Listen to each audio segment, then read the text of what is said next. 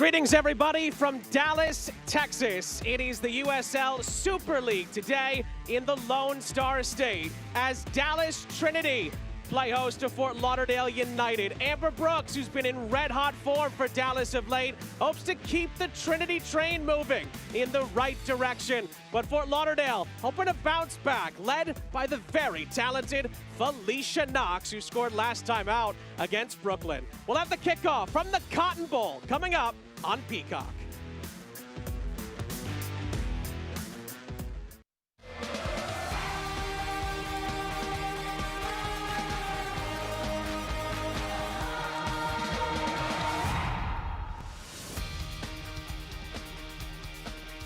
From Dallas, Texas, it is the USL Super League on Peacock as Dallas Trinity FC welcomes Fort Lauderdale United here at the Cotton Bowl Stadium on Peacock. Sean St. Jacques, Jessica Trom, and our entire crew, thrilled to have you with us for a big one in this league tonight. We begin with Dallas and their recent run of form, specifically at home. It has been home cooking for Dallas Trinity, and they're coming off a wonderful result in a 2-2 tie against the league leaders, Carolina. In that game, they dominated statistically. They actually ended up stating that they felt hard done by to only get the 1 and not the 3 points. Pauline McDonald, the coach, will hope that it continues today, and certainly Allie Thornton could be a big part of that for Dallas. She's such a dynamic player in and around the 18-yard box, fantastic close ball control, and then the weapon of the strike with either foot. She is a player that they need to find on the ball for success in front of goal. On the other side of the coin for today's visitors, Fort Lauderdale United, ebbs and flows so far this season. They had a really nice run of form coming into the last 3 games. Since then, a little bit of a dip. They faced some adversity in their recent games with those 2 successive losses. And the issue hasn't just been the results, it's been the way that they've been playing. It just hasn't been connecting on the field. The coaching staff have been very vocal that they need more out of their players. The good news about it is that Fort Lauderdale have had road experience and success away from home this season. It's definitely been a statement that they've been able to pick up those wins on the road. We talk about in the league how difficult travel can be, but it hasn't phased Fort Lauderdale. They've scored goals, the only team in the entire league that has never been shut out. Expect them to be clinical in front of net.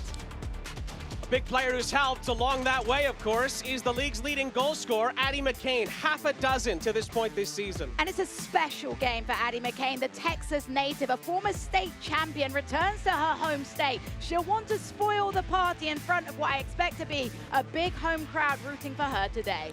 Both clubs looking for a statement win today in the USL Super League.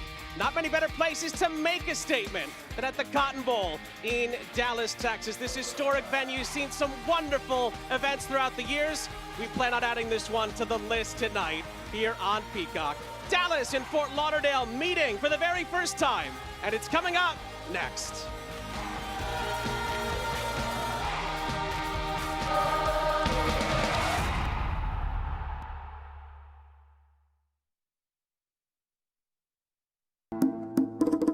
New flavors,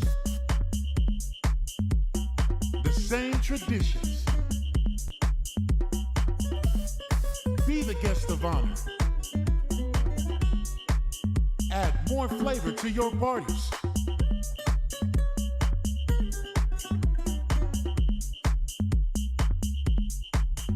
El Jimador, spiked bebidas. Once the game kicks off, the hype doesn't matter anymore. Your follower count means nothing. Your resume is irrelevant. What matters is the moment, the game, the crest on the front of your jersey, the people you play for. Are you going to make history? Are you going to save the day? Are you going to score a hat trick, break some ankles, or give a kid the thrill of a lifetime? This is what the movement is all about. These moments that matter. The USL Super League.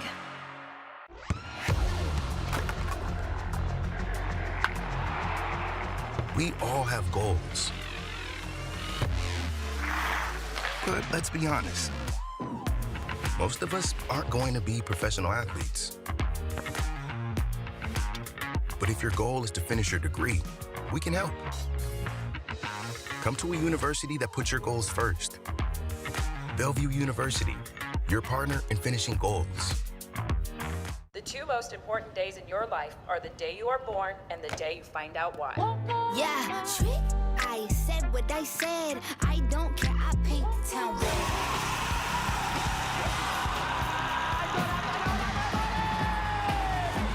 If you can survive this, it's going to make the whole story that much better. The bright horses are broken free from the fields.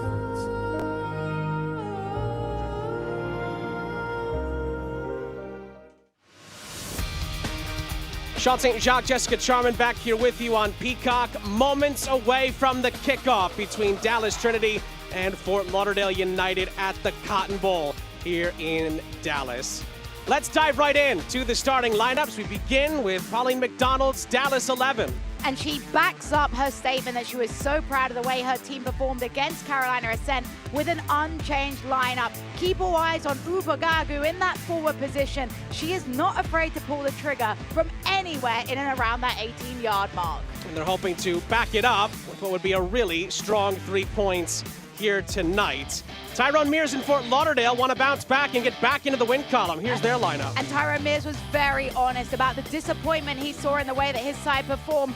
4 changes displays that fact. Eyes on Klein coming into the starting lineup, a big opportunity for her to sign. And we see Vaca coming into a more aggressive position. Spent a lot of time in the back line. Will now see herself progress up the pitch into a midfield role. There is a little bit of an unfamiliarity between these two. It's a first ever meeting, more Super League history after so much has already been made in this league's first season, its maiden voyage. And again, not many better venues in the United States to play in than the historic Cotton Bowl. It's a American college football palace, really. Of course, it's also been the host of World Cup games of yesteryear, going back to 1994. Two teams that have plenty to prove take center stage here this afternoon in the Lone Star State. Natalie Simon is our head official, and it will be Dallas in their home maroons kicking us off. And it'll be Fort Lauderdale, again, hoping to get back on the right track. They'll be in their road whites. 2-2 draw for Trinity last time out. They're hoping to turn that into 3 points here today. Fort Lauderdale, we talked to associate head coach Ali Rogers. They were extremely disappointed with the way they played at Brooklyn last time out. They're on the road again today, hoping to make amends against a team also fighting for top places in the Super League table. And inside of 30 seconds, Dallas have an opportunity here. And the cross into the middle is held by McKenna Gottschalk, who has the start for Fort Lauderdale after the early cross from Julia Dorsey. But look at those positive touches early from the home side, setting the tempo. Ended up being a good take from the goalkeeper, an early clean under the bar catch. But you're seeing the front foot of Dallas Trinity, which is the way you need to play on your home field. Can Fort Lauderdale quickly get out onto the front foot on this near side? Shania Gordon does well to get into the penalty area here. That was a really good chance. Played across the face of goal, touched away from Sabrina McNeil, and it's out for a Fort Lauderdale throw-in. This is brilliant footwork, though, from Shin, driving forwards. Fantastic run by Shania Gordon, and ends up driving this cross into a dangerous area. You see the little move to get through the slide challenge, picks her head up, and just puts it into an area. Unfortunately, didn't see anyone connecting on that back post. Well, both teams not pulling any punches in this opening minute and a half, I should say. And Fort Lauderdale United have a corner to work with on the far side. Set piece is such an important area of the game. Knox, who has been a player that's been in a lot of good form, obviously got a consolation goal the last time Fort Lauderdale were out on the field, wants to make sure she gets an early delivery in. Ali Rogers told us she's been one of the vocal leaders this week in Fort Lauderdale's attempt to get back on track. This cross is going to float onto the near side. Just about kept in play by Celia Gaynor. And the cross back in is cleared by Dallas, out for another throw. Both these teams are playing brave, though. You're seeing them attacking early on. We're seeing both teams on the front foot during moments, creating dangerous opportunities with deliveries from the wide flank areas. Dallas coming into the day, third place in the USL Super League. Fort Lauderdale is just behind them on a tiebreaker in fourth. So there's plenty of opportunity for both of these teams to make up some ground on the likes of unbeaten Carolina and Brooklyn, who we had earlier in this week, who have finally taken top spot away from the Ascent. And it's an opportunity to make a statement, to build rhythm, and it just goes to show the parity we've talked about so much since USL Super League was initiated, that the teams are very even in the style of play. Anybody can beat anybody, and that's what makes for such a first exciting season and a first exciting meeting where anything can happen. Ball was won back high up the field by Hannah Davison. First time ball played into the penalty area and caught by Gottschalk. What a ball this is in, though, from Ubagagu. It's a really deep cross that has the goalkeeper needing to display some tidy footwork at the back post. That's what I discussed about Ubagagu in the opening, though. She's not afraid to send balls in, whether they're shots, whether they're crosses. She's got a really good leg on her, which comes from all the experience she's had across the years in the Women's Super League in England. And formerly of Tottenham Hotspur, the Women's Super League, and has international experience as well. The ball bounces in behind. Fort Lauderdale do have to deal with it, and they do find McKenna Gottschalk to recycle the play. And McKenna Gottschalk is going to feel hard done by in that game where she had to concede 3 goals at Brooklyn. As a goalkeeper, it can be tough to bounce back. She's had 2 really important interceptions. Not saves, but good moments as a goalkeeper to grow in confidence. Maybe a chance here for Fort Lauderdale to move their way in behind. A little bit of a nudge there from McNeil. Works out for Fort Lauderdale. They have a set piece. It's really good positioning from McNeil to force the touch out of Hudson to create the possessional play for Fort Lauderdale from the corner. Another set piece opportunity.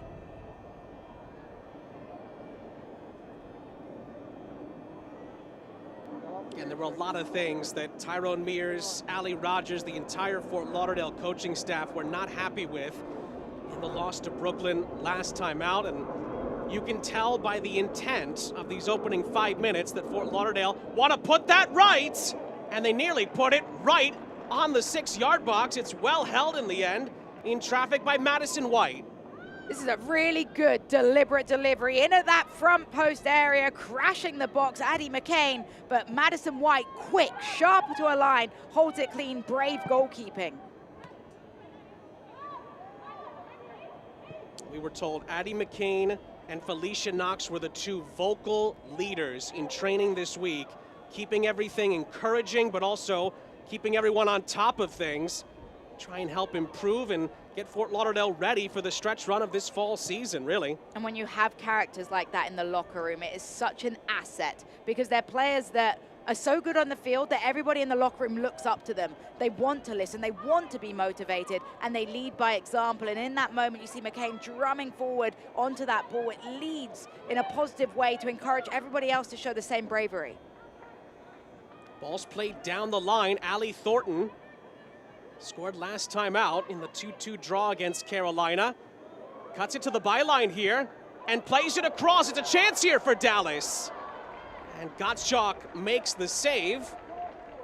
As Ubagagu was open in the penalty area, didn't put enough on the shot.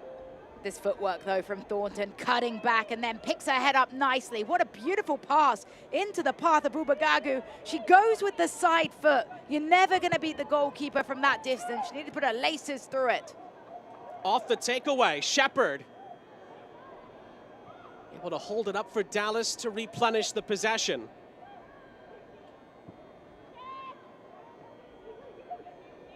Weinbrenner.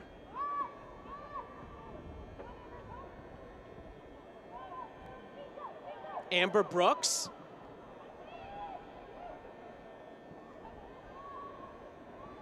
Good combination play to open things up on this far side. And the cross into the middle is just behind Shepard. Not cleared yet, picked back up by Dorsey. And clipped back into the penalty area. But Gordon is there to shepherd things for Fort Lauderdale. But it's good recycle from Dallas Trinity on the second cross. They had the opportunity to reset the play, get another delivery in. In the end, no one pressing, no one crashing the back post area. But I've been impressed with the patience of Dallas Trinity in those moments to pick up and realize there's nothing there. Let's reset and try again. course, we talked with Pauline McDonald, the Dallas coach, and she was so encouraged. It's a bit of an opposite right now for these two teams. So encouraged by how they played against Carolina. They just couldn't quite get all 3 points, and they were obviously frustrated by that. They outshot them 17-4. Only 2 teams this season have outshot Carolina Ascent, and none in that sort of disparity. Dallas trying to create something here. They're starting to get a foothold themselves into this one. It's been a really well-paced 8 minutes to start this one. That one's going to be touched out of play for a Fort Lauderdale goal kick. Feels like 2 teams that are extremely motivated, realizing the catalyst that this game can be for their squads. There is Tyrone Mears, Coach of the Month in September when Fort Lauderdale were on a really good run and goals were flowing, and it was really impressive, and now they have to bounce back after a couple of tough defeats. But the good thing is, with his pedigree as a player, he understands what it's like to be in these scenarios. He understands what it's like to go through ebbs and flows in seasons, and he'll be able to pull on all of that experience as a player to fill these shoes and understand what he needs to change on the field in order to get the results. The pieces are certainly there for Fort Lauderdale. The quality is there. The fact that they're the only team that hasn't been shut out on the year just displays how good they can be in front of goal, but they've got to get better defensively. That was a good takeaway by Jenna Weinbrenner, but the attack will fizzle out there. It's moments like that that really led Pauline McDonald to tell us that the Dallas performance last time out, and she said it was the best performance she thought the Trinity had all season to date. And they're hoping to build on that today, and they're getting more and more aggressive, winning the ball high up the field again. And Danielson trying to take on the shot from the edge of the penalty area. It was blocked away, and Taylor Smith tries to emerge with it for Fort Lauderdale, but she's dispossessed. And you hear the crowd. They appreciate that work rate, that recovery, and that's what Dallas Trinity have done very well across the first 10 minutes of this game, recovering the second balls. Ubagagu. He's stifled defensively by Shania Gordon. And the decision is going to go Fort Lauderdale's way. But keep an eye out on that battle between Shania Gordon and Ubagagu, because it's going to be physical on the left-hand side. Both very technical players that are going to want to add that physicality and a little bit of contact. This time the free kick is awarded in favor of Fort Lauderdale. Ubagagu just a little overzealous in her challenge to try and regain possession off of Gordon. So far, Pauline McDonald's side have done a really good job defending home field this season, unbeaten in 3 prior home games. I'm trying to learn that camera too, but one thing that gave Fort Lauderdale encouragement is, of course, they've had to play a lot of road games, but they've had 3 positive results out of the prior 5 that they've played away from Florida. And that tells you a lot about the preparation and the way the players have been able to get rid of the road legs, the air legs, whatever they want to call them. They've been able to accept and understand the difficulties of going on the road and deal with it on the field. And it's interesting because when you talk to the coaches, they really say, you know what, none of the travel, bar Spokane, which is a very unique animal in itself, is too bad. And we just want to go and play our game no matter where we're featuring, at home or away. We understand our DNA of how this team wants to play, and we want to utilize it. That's going to roll out of play. Dallas get the break. They get a throw. Rare misplay out the back from Fort Lauderdale there. They were trying to do the right thing, try and build a little bit of possession, but just overhit the pass back, and now it invites an opportunity. You're seeing Dallas Trinity push up the field, look to really create opportunities and force the ball to stay in the attack in third.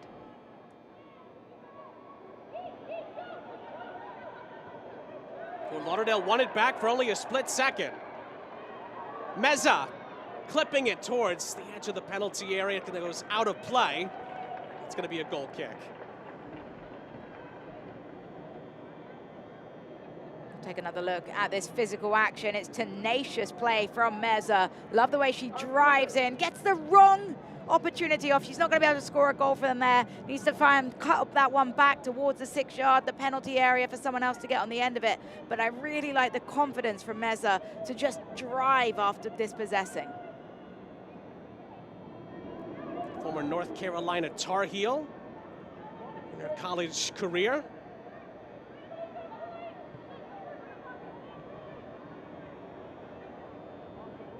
And now playing in one of the great college sporting venues, really, that the United States has to offer in the Cotton Bowl.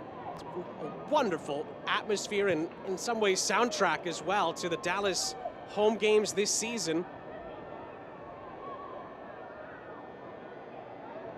Lovely ball played down this far side. Danielson crossing it into the middle, a little bit of miscommunication, but Fort Lauderdale does get it out of the penalty area. Meza recovers for Dallas.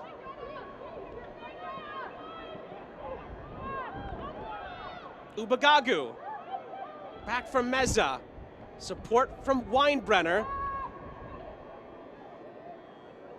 Weinbrenner assesses the scene and thinks better of it. And there's that patience that head coach Pauline McDonald is looking for. She wants the patience. She wants her team to just keep the ball and pick the opportunities of when to go forward. Danielson. Weinbrenner. Meza harried, but is able to stand her ground. Has she got glue on her boots? That was remarkable that she kept the possession there. Dallas forced to recycle the possession. Weinbrenner. Chance to maybe make something happen there on the turn for Shepard. And Fort Lauderdale physically win the ball back with Komani, but she can't hang on to it either. All of a sudden, Fort Lauderdale pinned a bit here at the back.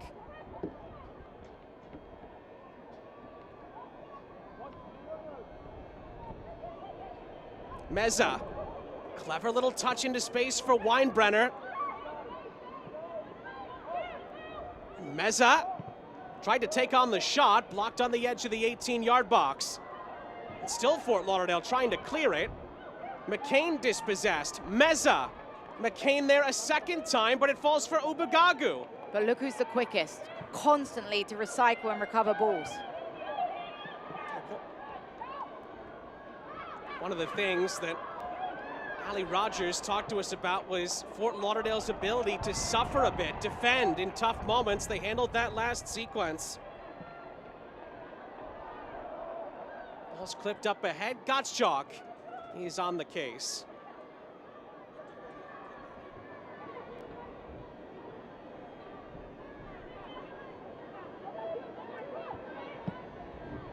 Today's injury report is brought to you by UT Southwestern Sports Medicine.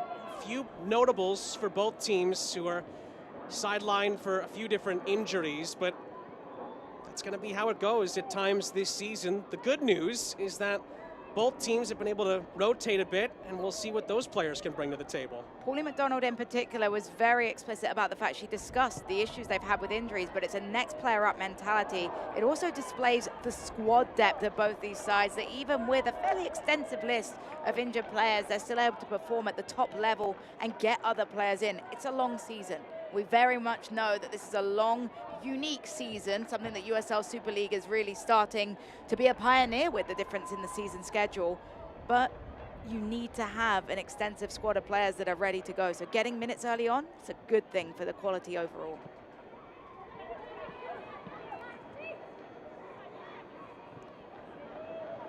Every team's going to have to go through it in different shapes. We're obviously on hand to see Brooklyn end a very long stretch of congestion in their schedule, and Spokane now, of course, on a long road trip. It's going to come in different forms for everybody in the Super League. The coaches will tell you that. Everyone's going to have to deal with it in one way, shape, or form. And I love the approach from coaches, because they say very clearly, and we heard it out of the lips of Jess Silva with Brooklyn, we can't have excuses. Yep. We can't have excuses because everybody's going to go through it, and we just have to control what we can, which is how we perform game after game after game. We're tired. Anyone would be tired after 7 games in October like Brooklyn FC had, but they were still able to maintain quality in those performances.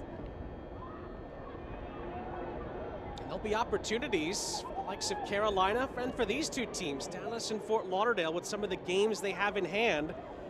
Try and match and maybe even usurp Brooklyn at the top of the USL Super League table as these next couple of weeks go by. It's interesting because I had a call with Philip Poole, head of Carolina Ascent, and he said, we're not looking at the table yet. We're not seeing that we have a target on the back. We're just excited about the parity in this league and how equal it is, competitive it is. And it was nice to see that mindset of, it's early days. We can't look at the table right now. It's lovely to be top of the table. It's lovely to be unbeaten, but we don't care about how it is now. We care about how it is come March, April.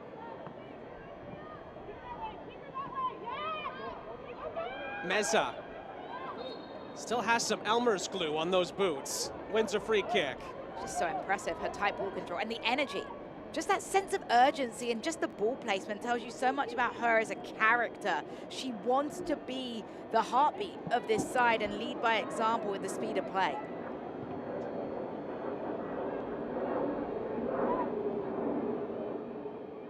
Reset by Jenny Danielsen. Time and space again for Weinbrenner, and Meza is on the receiving end. Meza switches the point of attack to the far side. Danielsen sliding it through. Dorsey. First time ball in by Danielsen. It was dangerous, but well read by Gottschalk. Really important take by Gottschalk. But that phase of play all begins with the beautiful switch coming from Meza. The vision, as we get another look at this delivery, picks her head up, knows exactly what she's doing to switch the point of attack and try and counter on the opposite side. Dorsey with a little patient play back. The first time cross in, it's easy for the goalkeeper to come claim, but it's still another moment for Gottschalk, a goalkeeper that conceded 3 goals the last time she played, to grow in that belief of her performance. Some pressure for his side to have to try and work their way through in these opening 20 minutes.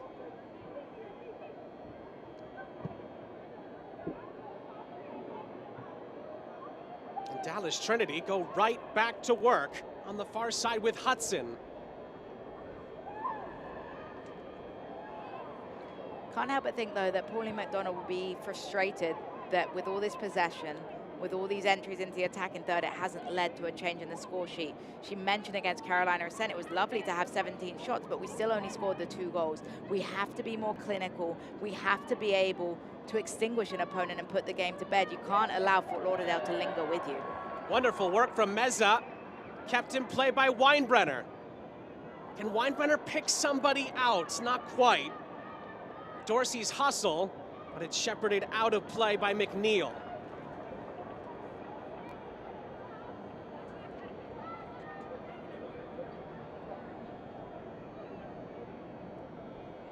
Fans, don't miss out. Dallas Trinity FC fans, our next home match at the Cotton Bowl is coming up on November 20th against Spokane Zephyr FC. College night will be that night, including a pint glass giveaway. Scan the QR code for tickets and join the fans here, being a part of the action.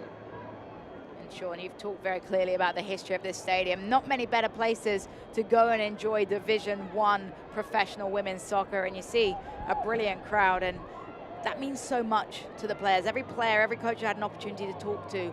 The buy-in from the community, the belief of these markets and the investment of people voting with their feet, so to say, by coming to the ground and spending their weekends here has been remarkable. And that's why Dallas has been so good at home, the home field advantage of the fans.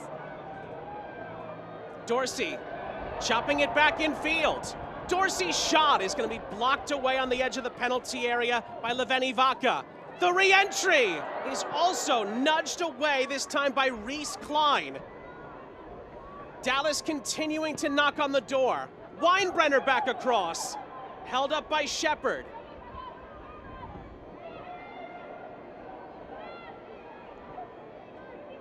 Fort Lauderdale just can't get on the ball. Even when they have the moment of heading it clear, it's a great header away by Klein.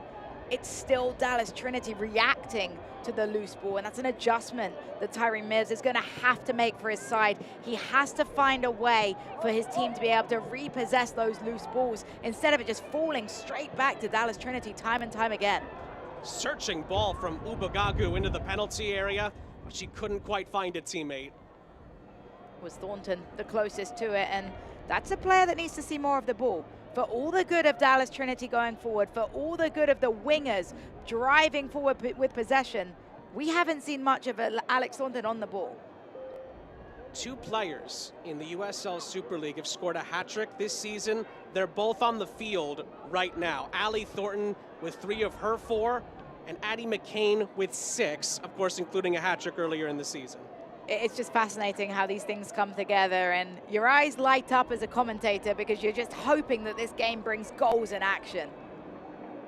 Meza certainly been bringing the action. And it's Ubagagu placing it into the penalty area. It ricocheted around. It actually almost fell for Ali Thornton. Fort Lauderdale do clear it. And as quickly as they do, Dallas gets it back.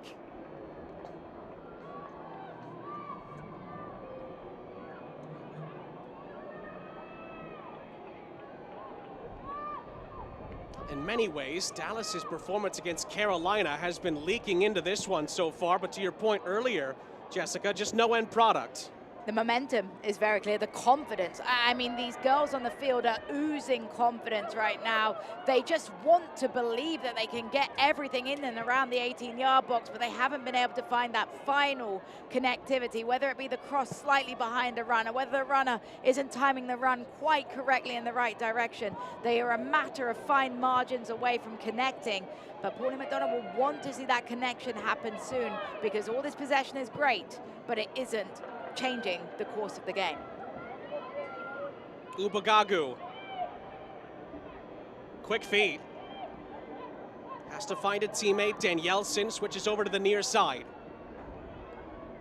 Ubagagu again, little loose that time. And Gordon takes full advantage. And then McCain, just about, gets Fort Lauderdale out of a pickle.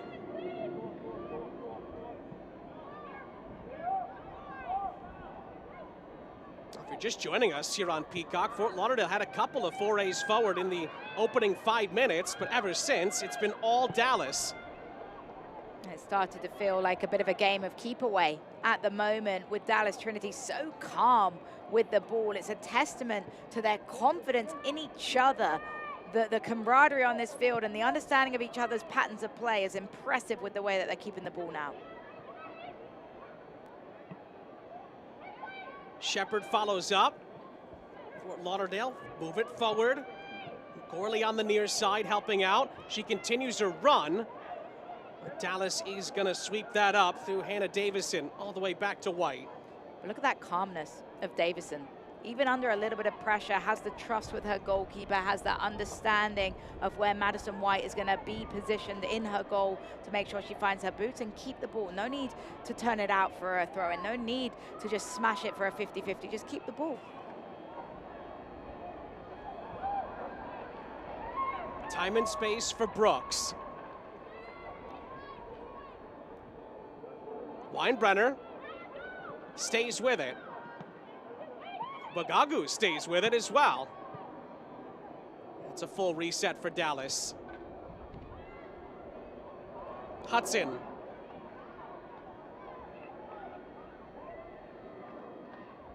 Dorsey cutting in field. Hudson again evaluates the situation, and Dallas just continue to stay in control with the ball at their feet.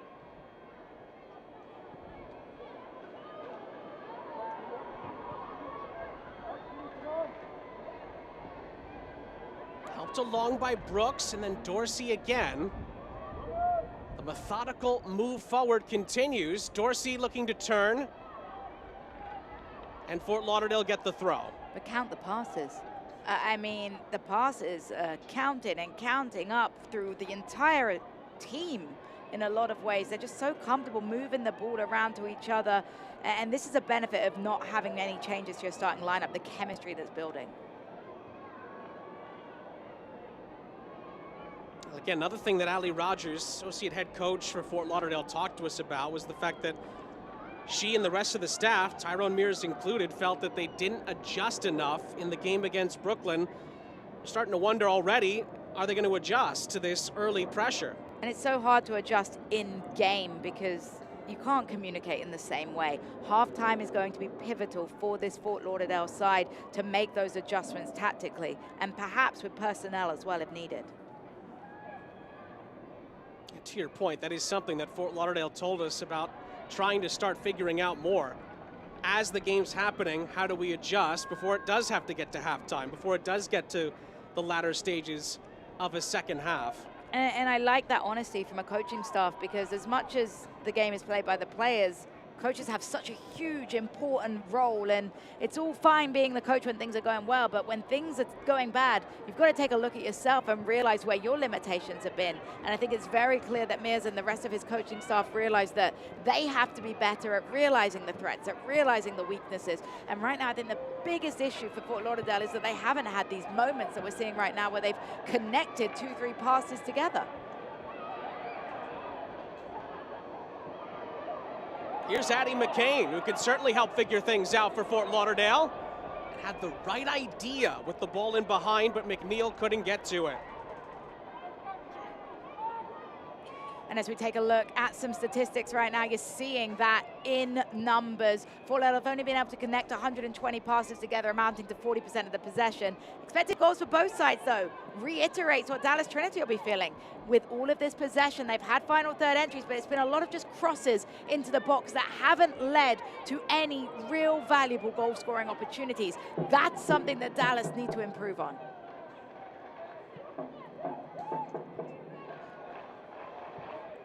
Nice ball slipped in behind for Smith. McCain tries to return the favor. That's a good read by Madison White. And that's such an important part about goalkeeping that we don't talk about enough, the positioning, the starting position, and White committing to come to get it. She doesn't get forced into making a save because she prevents the need to make a save by coming to scoop ahead of the forward.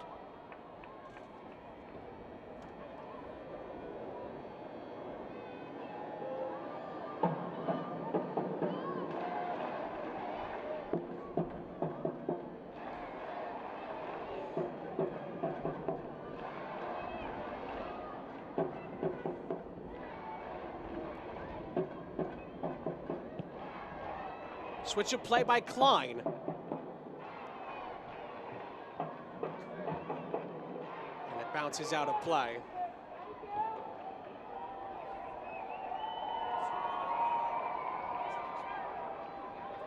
McCain.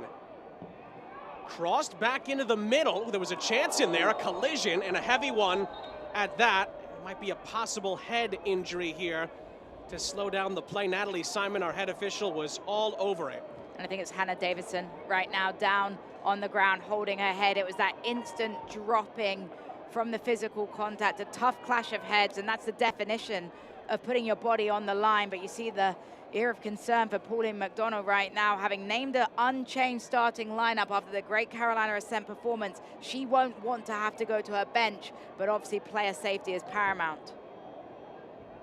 So we get a peek at how this contact took place, and it just ends up heading into the back of the head of Smith, who's challenging a really painful one.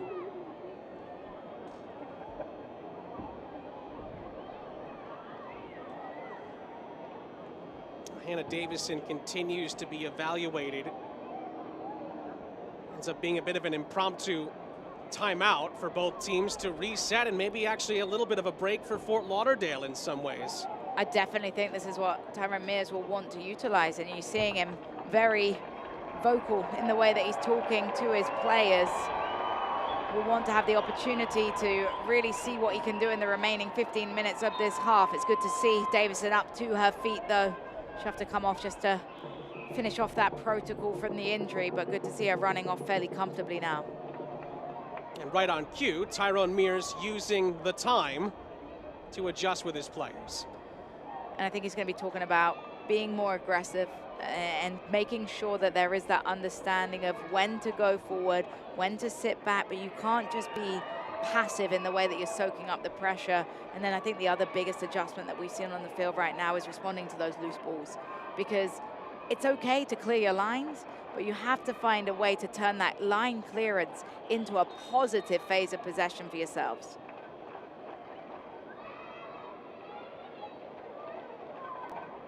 Hannah Davison is back on for Dallas. Great to see that. And it's back to 11v11 as the play resumes.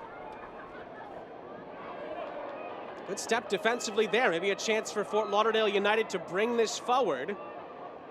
McNeil started it, and McNeil gets back onto it inside the penalty area here. Trying to just dig out a cross. And she nearly did.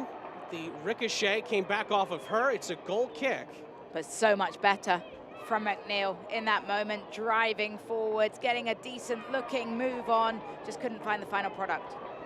Well, in the aftermath of both Hurricanes Helene and Milton, the USL has partnered with United Way Suncoast to help Tampa Bay area recover from the devastation the storms left behind. To learn how you can get involved, scan the QR code and go to uslsoccer.com/Milton to ensure individuals and families have the access to the resources that they need to recover.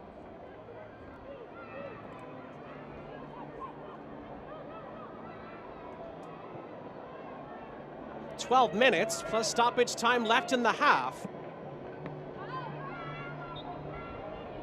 And that ball just leaked over the line. Gordon couldn't keep it in play. It goes back to Dallas. And the pass has to be in front of Gordon. She's having to backtrack. She's not able to bend her run to be able to keep herself and the ball in play. The simple service has to be better. You saw instantly Tyron Mears wasn't happy with that service. Yeah. Ubagagu tried to place that back to the edge of the penalty area. Lucy Shepard was there, but it was cut out.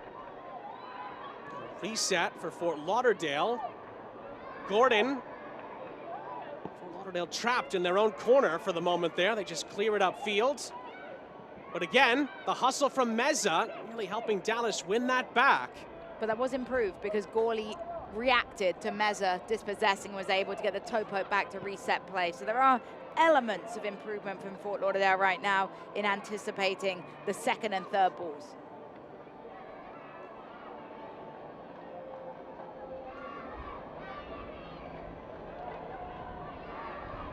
Last off of Dorsey.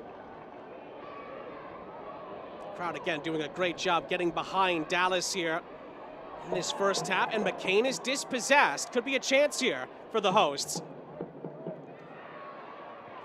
Meza. Ubagagu.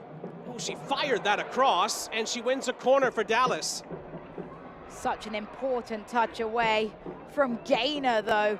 Great positioning as we get another look at this driving counterattack. Who else but Meza on the ball, beginning the whole action. Ubagagu not afraid to just drive balls into areas. Doesn't even pick her head up there. Just knows where to serve it in and around that 6-yard box. Forces the deflection that leads to the corner.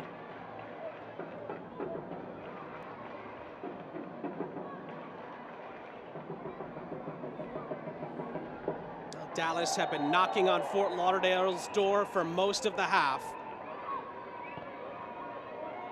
Well placed on the corner, goes over just about everybody's head. Hudson couldn't redirect it. Dorsey will reset it. And I think that phase of play just summed up Fort Lauderdale's first half in a lot of ways, because even when they did get an opportunity to try and counter, the service just wasn't put in a place that the ball could stay in play, and it invites Dallas an opportunity.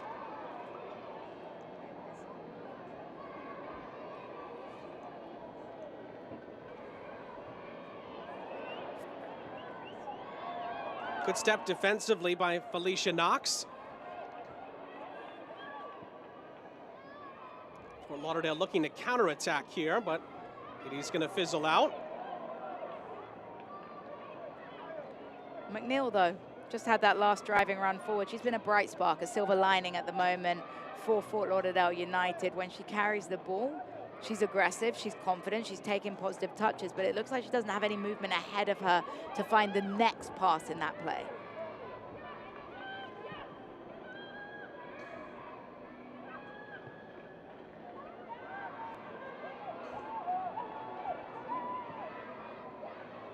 Another ball played up ahead. Gives it right back to Dallas. I think that's the one thing that Fort Lauderdale just has not been able to check off as far as the boxes in the first half. There's not enough sustained pressure with the ball at their own feet. Ali Rogers and Tyrone Mears, they want their team to be able to dictate how the play unfolds when they don't have the ball. just hasn't quite unfolded that way to this point. And they've only had 12 passes into the final third right now, which tells you that they're just not spending any time in the attacking third of the field. On the flip side, 60 passes into the final third for Dallas Trinity. It's that stat line that tells you quite how disproportionate the time spent in attacking areas of the field have been. Thornton will win a corner for Dallas.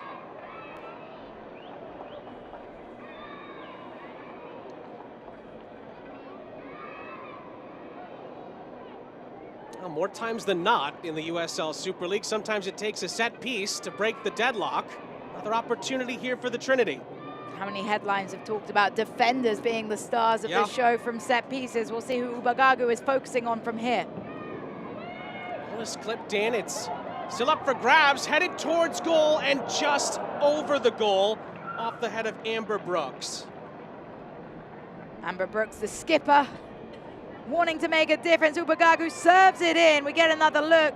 It's Brooks responding to the leftovers and just gets underneath it onto the roof of the net.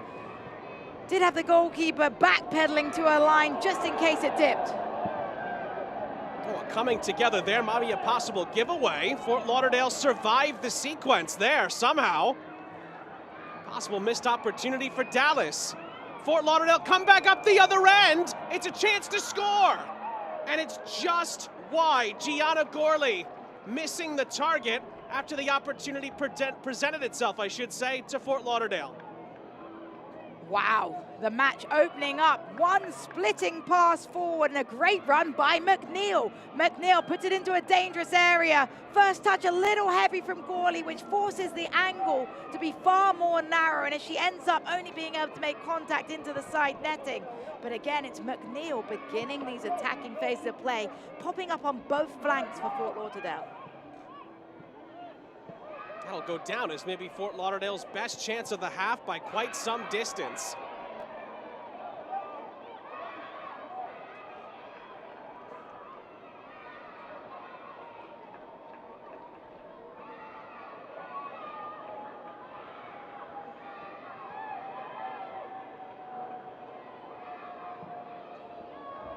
That ball's clipped up ahead. It is going to bounce out of play. Goes back to United. And you have to think this is a bit of a wake-up call for Dallas Trinity, a reminder that for all the possession, for all of the entries into the attacking third, if you don't get a goal on the board in a matter of seconds, you can be trailing. And Fort Lauderdale haven't looked dangerous, but there is a clear reason why they're the only team that has not been shut out by a team's defense this season, have scored in every single game they've played, and it's moments like that that display that danger. Case in point, another chance here. Gordon. Still Shania Gordon touching it along, and Hudson clears. It's funny because we were talking about Mears wanting the halftime break for an opportunity to regroup. I don't think he want halftime right now because they have all the momentum behind them. That little injury pause where he was able to get his players over, get everybody on the same page, seems to have lit a fire underneath the team for Fort Lauderdale, and the pattern has changed.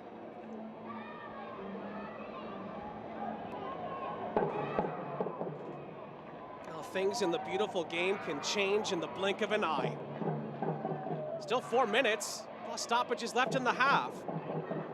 Shepard is going to win a free kick. It's brought back. Allows Dallas to reset. I know we've touched on it a couple of times, but how cool is this crowd right now? Oh, they've been great. I mean, all game long, every single second we're hearing them. And if you're a player on the field, it means so much to have these young players rooting for you, and it makes you want to be better.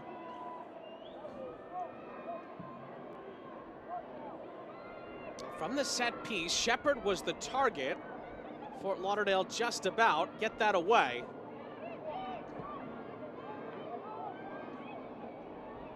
And now Fort Lauderdale's pressure nearly led to a takeaway. A foul is going to be given, and Dallas maybe let off the hook there. Yeah, it seemed a little bit soft. Gorley with the last touch that was deemed a little bit too much contact for the challenge, but I will say the referee has been consistent, at least with what she has deemed as a foul. Natalie Simon has called quite a few of those moments of coming togethers.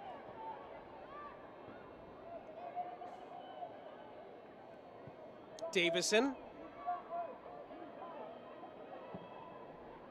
Hudson up ahead. It was touched away by Komani, but Ubagagu wins it back for Dallas.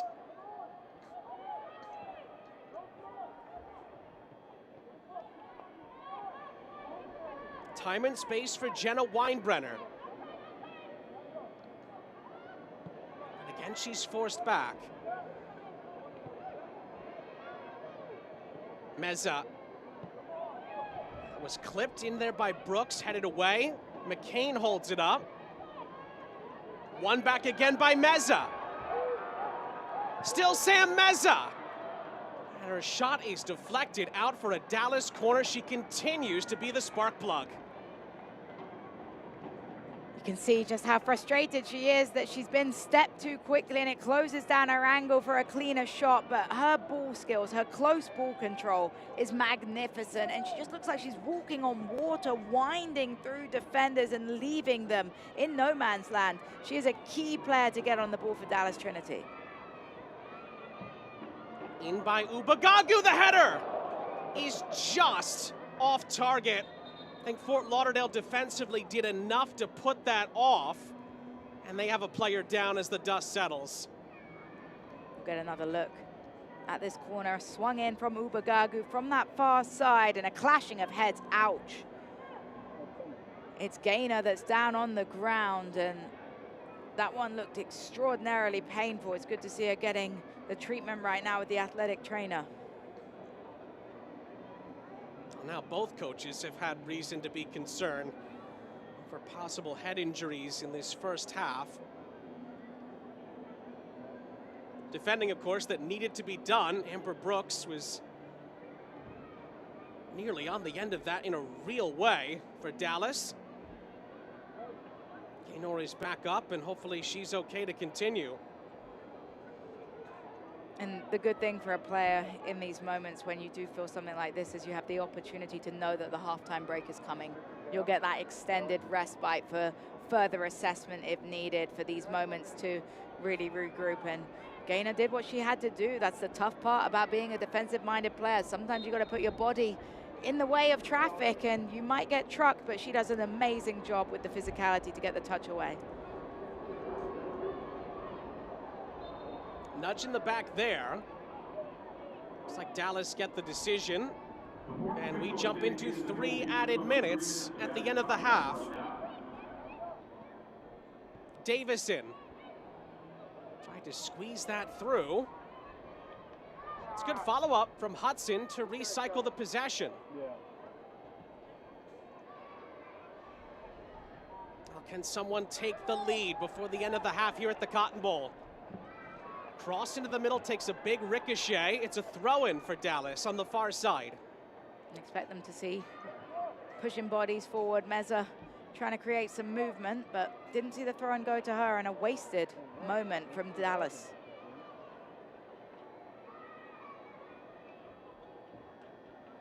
Fort Lauderdale's throw in the end. Hold up play by McCain.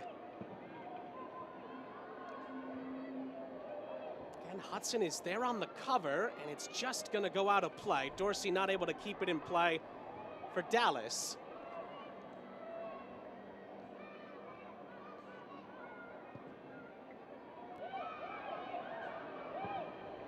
After all the pressure they've had to absorb, can Fort Lauderdale maybe create something right at the end of the half?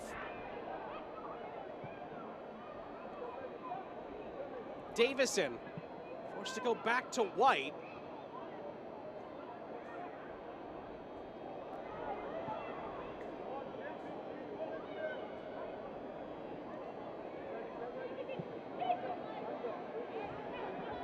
Pass was intended for Ubagagu. Meza. It's been so much fun to watch in this first half. Picks out another beauty of a pass. And she's so fluid where she pops up on the pitch with that vision to find those big switches And it's one thing to see the pass, it's the other thing to execute it. And she puts it right on the boots of her teammate. And it's not by coincidence. She's done it 3-4 times in this first half of play. She is pivotal in the build-up, but also puts in a good defensive workload as well, the complete player.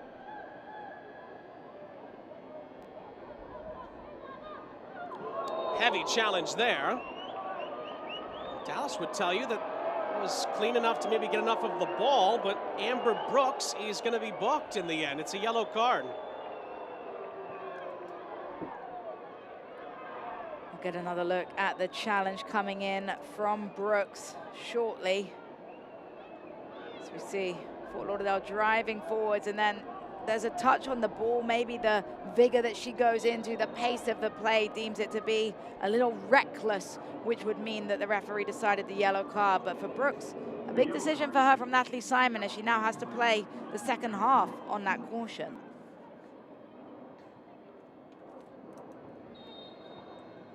And that's the end of the half here in Dallas. Well, lots of positives to take for the Dallas Trinity from that first half. The only thing they didn't take from it was a goal, and Fort Lauderdale maybe feel like this could be a good springboard to get back into this. I think if you're Fort Lauderdale right now, you feel pretty good going into this one at 0-0 because you had to suffer. You had to be uncomfortable. For Dallas Trinity, 8 shots, but only 1 on target, and that's going to be a huge point of emphasis for Paula McDonald in her conversations in the halftime talk. She's going to say, look, we have to find ways to convert shooting opportunities and final third entries into goal-scoring chances. Well, 0-0 at the half. Sam Meza from Dallas Trinity is going to join us in just a moment. She was really fun to watch in that first half. Dallas, of course, a lot of positives for them to take. You see Tyrone Mears there, some adjustments maybe for Fort Lauderdale to look to in the second 45 minutes. Certainly the plot has thickened at 0-0 at the end of the half. Sam Meza joins us now. Sam, thanks so much for taking a few minutes. What were your thoughts on how your team played in the first half? Yeah, I mean, I think we did pretty decent. I think, you know, we kept the ball, we played quickly, but I think it needs to be a little quicker. I think we need to find, you know, that quicker gauge where we can either separate, where it's a 1-2, just a little bit more faster speed of play so that we can separate for them and create shots for ourselves and opportunities. Can you emphasize a little bit more about how you turn the shots that you've created? 8 shots on the game, only 1 on target. How do you find the back of the net from the opportunities you've created? Yeah, I mean, you know, it's just about keeping, you know, pushing, and regardless of, you know, missing however many times, it's just about keeping that same attitude and eagerness to keep going at goal and shooting. Sam, thanks so much for your time, and best of luck in the second half. Thank you so much. 0-0 here on Peacock at the half between Dallas and Fort Lauderdale. Means it's going to be a really intriguing second half. You won't want to miss it here on Peacock in front of a great crowd here at the Cotton Bowl in Dallas. We'll step aside for a moment. Plenty to come from around the USL Super League at the half after the break. Feel the support with compression Z leggings designed for ultimate comfort and recovery. Our premium compression wear helps relieve muscle soreness, promotes better circulation, and supports your every movement. Made with breathable, moisture-wicking fabric that stays odor-resistant and keeps you cool no matter how hard you push. Experience the difference with Compression Z. Use code TRINITY20 to get your 20% off at www.compressionz.com. This is UT Southwestern Medical Center, and this is where a spark happens. This is the teamwork that fuels it, the mentors who shape it. And this is where it comes together, with this care team connecting the dots, all leading up to this moment right here at UT Southwestern, where discoveries change lives. And this spark is just the beginning. Follow your spark at UT Southwestern, the future of medicine today.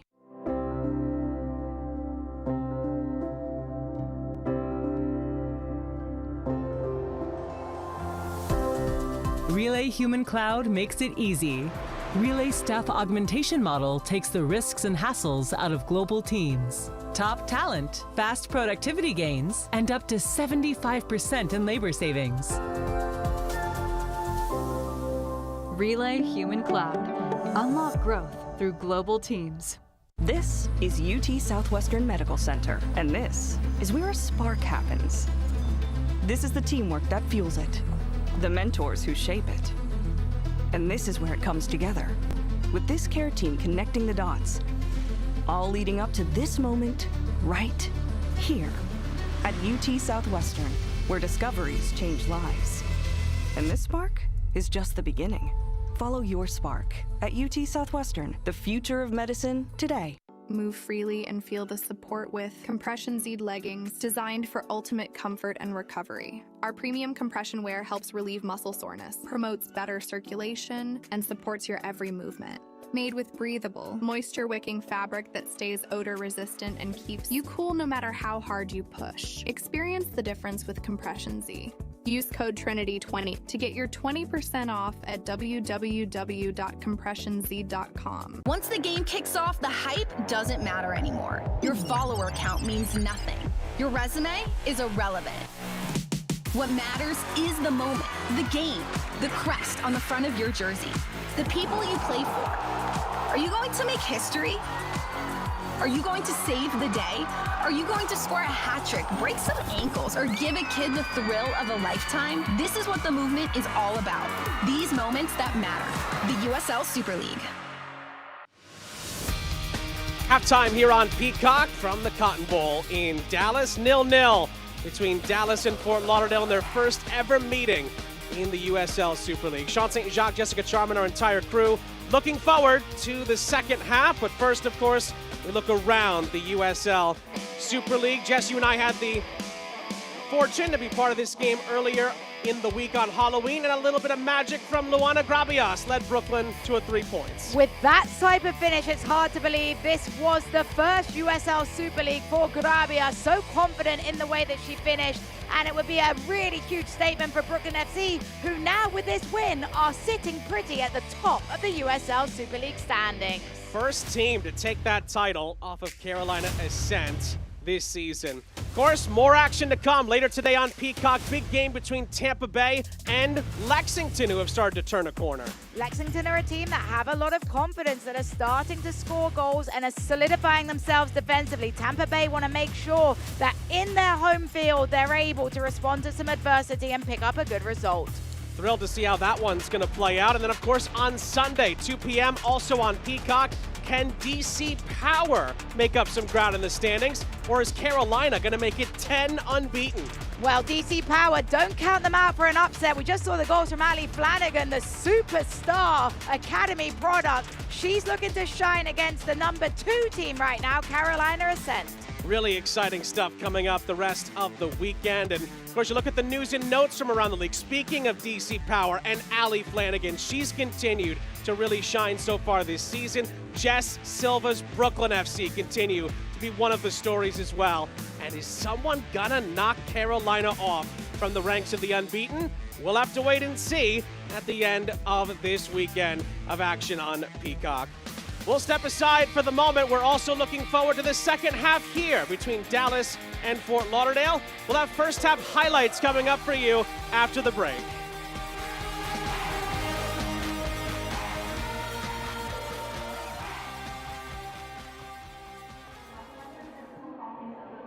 And create an online version so it can be sustainable, but also it can spread much farther than the Eastside community. It can be something other food pantries can have, or people who get food from other food pantries who still have access to.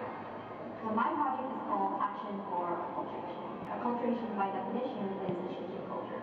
So I went and teamed up with a refugee resettlement agency where I took their cultural orientation presentations that they present to oncoming refugee families, and I turned them into animated videos. Amongst all of these videos, we talk about like American culture, politics, what are your rights, and physically in different countries, people's rights are different, so we definitely hone in on the fact that, you know, women have rights here. They can get jobs, there's no sexual harassment in the office. So it just helps them catch up on basic information that will definitely be helpful to them. Nothing beats the power of young women problem solving to make a lasting impact on their community. It changes the way you see your place in the world and how the world with you. I think that if I hadn't been with the Girl Scouts, I wouldn't have had confidence in myself to see a problem and then actually go out and do something else. I want to see change and be part of that solution and not just wait for people to do it for me. Girls have so much more potential than they think they do. They have a lot of strength and intuition. I think they just need confidence to do it. No matter who you are or where you come from, everyone has skill or something they're able to contribute. Like that. But then you can't hear it. Yeah. Oh.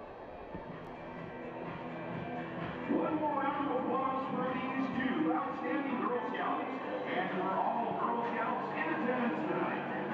Camera, the USL has partnered.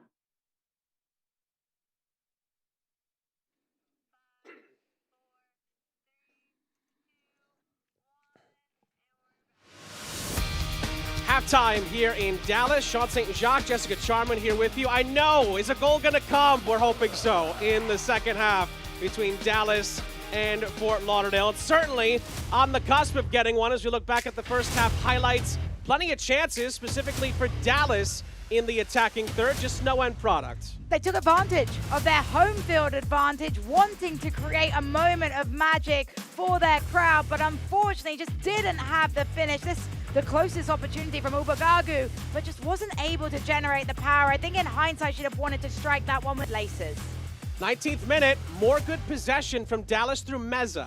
Meza's been absolutely remarkable, had a chance to talk to her, and she knows they've got to move the ball quicker, but with her sorts of service, with her movement, anything can happen. This one, simple goalkeeping in the end for Fort Lauderdale. Gottschalk was called on a few times in this first half for Fort Lauderdale. Did the job for the visitors, and then Fort Lauderdale had some opportunities. They were growing into the game, and a lot of it was because of Sabrina McNeil. Her driving of the ball, very dangerous. And actually, I think Gourley's shot is probably the closest and the best chance of the entire first half of action for either team. She lost the angle, ended up only being able to find the side netting. It was against the run of play, but it's given Fort Lauderdale something to work with going into the second half. 0-0 at the half here. Second 45 from Dallas on Peacock is next.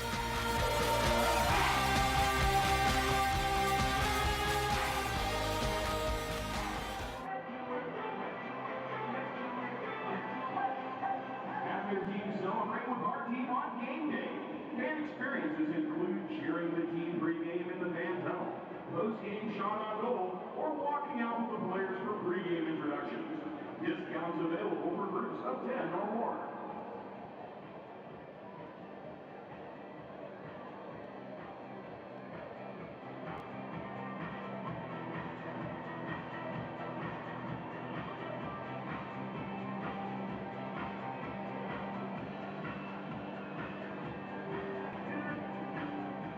Feel like you were in the game. Reserve Tour Field Level Club experience today. Hospitality includes buffet, beverage tickets, and front row field level action. Visit the team ticket table on the concourse by section 25 for more information.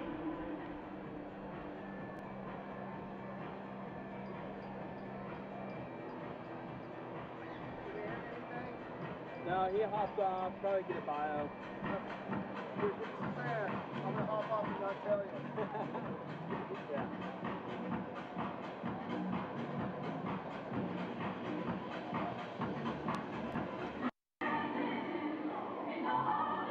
Have you looked at the rain on your radar?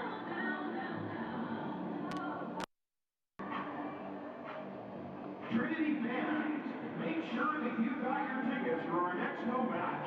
Join us here at the Cotton Bowl on Wednesday, November 20th, when Dallas Trinity FC presents College Night as they take on the Spokane Zephyrs. Kickoff is at 7, and we want to see you all in the stands showing your support in maroon and gold. Don't forget to arrive early and to enjoy the fan zone and participate in our pre-game festivities. Gates open at 5:30 p.m.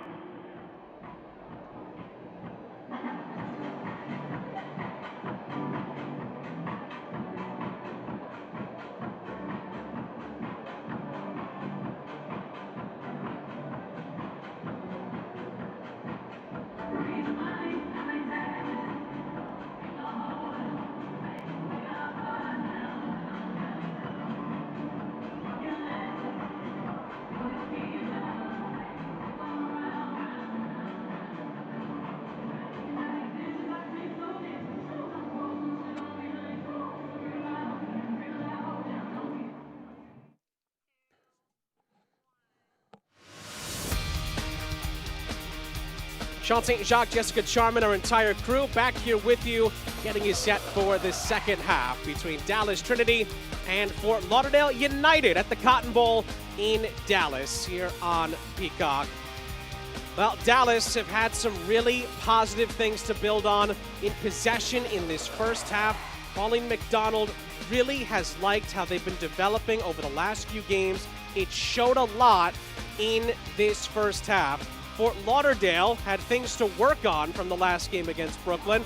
They're still working on them, and we're told they're still talking it over right now as we await their return for the second half. I think you can tell a lot about the mentality of the two coaches and how they feel about the first half, about the fact that Dallas Trinity's already on the pitch. They've done their quick sprints. They're feeling prepared. They're ready to go. More of the same in terms of the dominance of possession, in terms of the connectivity, but just add that final product and they will be just fine. On the flip side for Fort Lauderdale, you mentioned it, they've had some poor form, and now it's becoming a slump. And it's one thing to lose 2 on the road, but you can't afford to add that third. They are now back onto the field. There were some bright moments we saw in the game, and a lot of those surrounded around Sabrina McNeil. That's a player for me that Fort Lauderdale need to find more ways to get involved in those transitional moments to carry possession.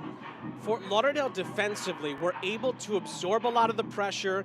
They were able to figure some things out, and Dallas obviously didn't get what they wanted, which was a finish in the final third.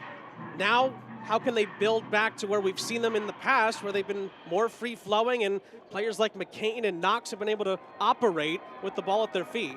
It's about finding the silver linings, and you can't beat yourself up. You can't let your head drop, because once you lose your head, you're never going to be able to play that style of play. So finding that balance between accountability, which, as we heard in our coaches' conversation, comes from players like Knox and McCain, holding each other accountable, but also realizing, look, we're in this game. It's 0-0. This is a clean slate of a second half. Let's build the tempo, let's enjoy the ball, and let's find the target players. McCain, Knox, let's get moments of them to being involved, because we haven't talked about them enough, Sean.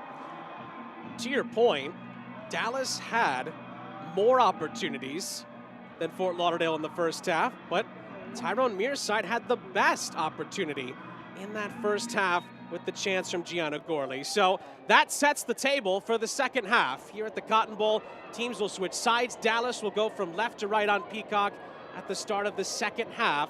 Third versus fourth tonight in the USL Super League to get the doubleheader started.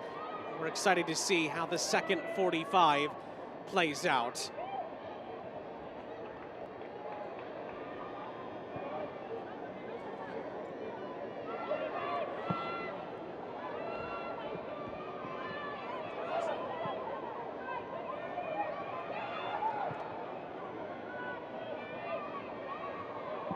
So many times Fort Lauderdale struggled to play through at the back in the first half. They go over the top that time, but again, Dallas gets possession back through Weinbrenner.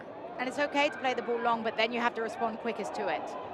Ubagagu wins a corner for Dallas on the far side.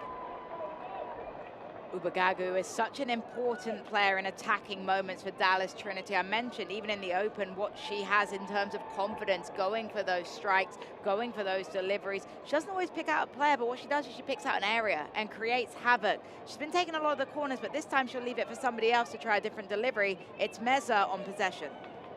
Not a bad choice if you're Dallas. Ubagagu gets it short and crosses it right into the middle, where McKenna Gottschalk is there to receive it. And Ubagagu maybe took a little bit of a knock on the back end of that. I wonder if in her follow-through she caught her foot a little on the grass. She is up to her feet now, which will be a huge sigh of relief for Dallas Trinity. Along with Meza, Chioma Ubagagu was really impressive in the first half for Dallas. Involved in a lot of the positive attacking moves that we saw from Pauline McDonald's group. And she's just such a veteran player. She's been in these areas before. She's a leader in the locker room and an important part of a team. Thornton. Dallas will want to get more involved in the second half. Not able to put the pass together, and McCain resets for Fort Lauderdale, and it's sent upfield by Taylor Smith. And Ubagagu maybe taken out there by Gordon, and the referee all over it gives Dallas a free kick. Natalie Simon quick to blow her whistle on this contact. It's a 50-50 with Ubagagu, and my goodness, that did not look good. Looks like Natalie Simon with just a talking to. Doesn't look like there was a yellow card brandished.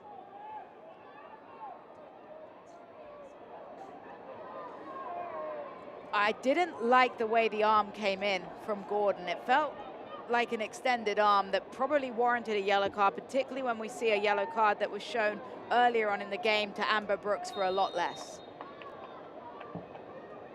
From the free kick, decent touch by Brooks.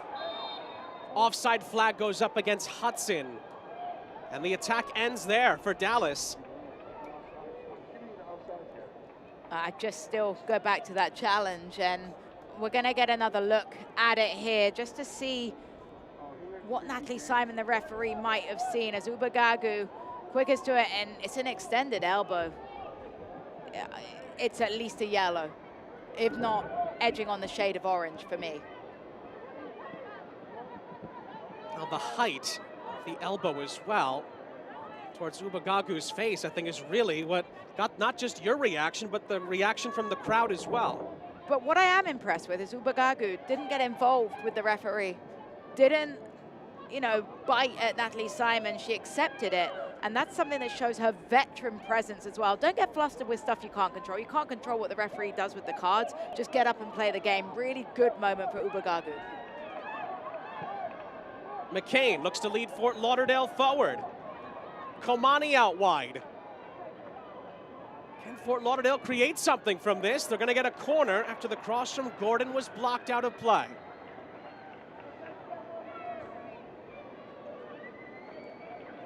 Set pieces have been few and far between for Fort Lauderdale. They haven't had too many opportunities to serve the ball in, but now they get a chance.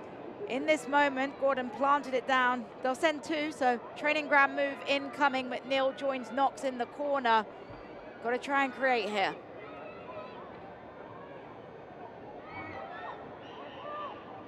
Can Fort Lauderdale grab the lead against the run of play here?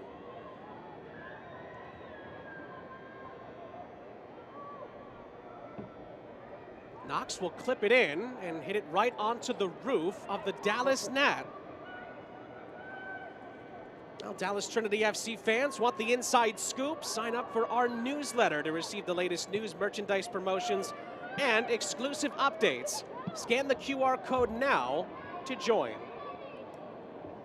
Just wanted to rewind to that set piece real quick for Fort Lauderdale. Those are the moments that will have the team so frustrated in themselves, particularly a player like Knox, who has been so good during her USL Super League career so far.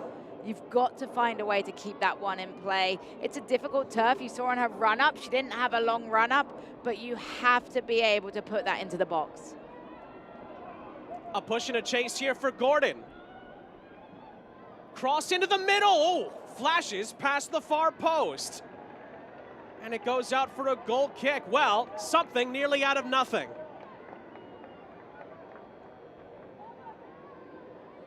Gordon driving forwards, a great barring run forward, and this is when we talk about putting it into an area. You're not necessarily picking and choosing where you're going, but you're trying to create some chaos, and in the end, her cross-come shot almost dipped. Off the takeaway. Another ball driven towards target by Komani. It goes wide. But Komani doing what I don't think any player did for Fort Lauderdale in the first half of play, stepping to that loose ball, winning and recovering it, and then saying, why not? Let me take a strike. There has been a shift tactically in this Fort Lauderdale side in their aggressiveness in the press, their aggressiveness to try and get onto these loose balls. And in turn, it's creating more opportunities in the first 5 minutes of this half than we saw in the entirety of the first. We talked about it earlier. Fort Lauderdale gained a little bit of momentum at the end of the first half. We'll see if Dallas can refine their footing. Komani for Gordon.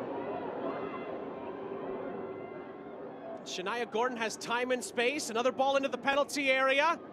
Could fall for a chance here. It's kept alive by Smith. Still up for grabs. And a clever touch from Danielson allows Dallas to just about clear it. But it's momentum switches again, and it's about when the momentum shifts, are you going to capitalize on it? That's a takeaway. Shepard. Danielson blocked and is forced back. Clever move there by Dorsey.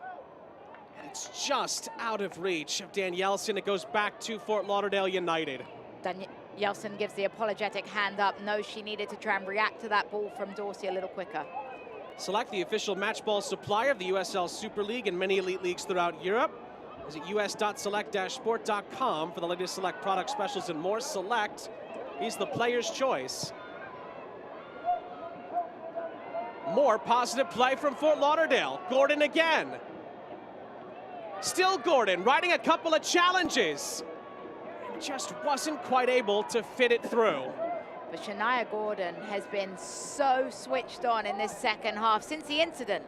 It felt like that moment, that walk in the tightrope with the referee, just revitalized her. And now she's finding space on that right-hand side of the field. She's transitioning well. She's attacking the ball, driving the ball, confident in her touches, and a player that Tyrone Mears will want to see get on the ball as much as possible. Another opportunity for Dallas to move it down this near side, but it goes out of play as Gordon just continues to improve as the half moves along. So does Fort Lauderdale as a whole. But Dallas wins the ball back here. Brooks up ahead. Tried to pick out Ubagagu. And it's defended by Reese Klein, and Gordon gets right back onto it to help the Fort Lauderdale effort. But the press here by Brooks. Dallas wins it back. Danielson is going to shoot. And it wasn't a bad effort, but it goes right down the heart of the goal for Gottschalk to collect. Playing into trouble, and it's a great pickpocket done by Brooks, but I love this from Danielson. Watch her check her shoulders. She checks, she knows, she understands she needs to create a little moment of space and then takes the strike. Either side. If that goes either side, it's 1-0 Dallas Trinity. Hasn't scored yet in the Super League, Danielson, but it was really well struck. Here's Brooks.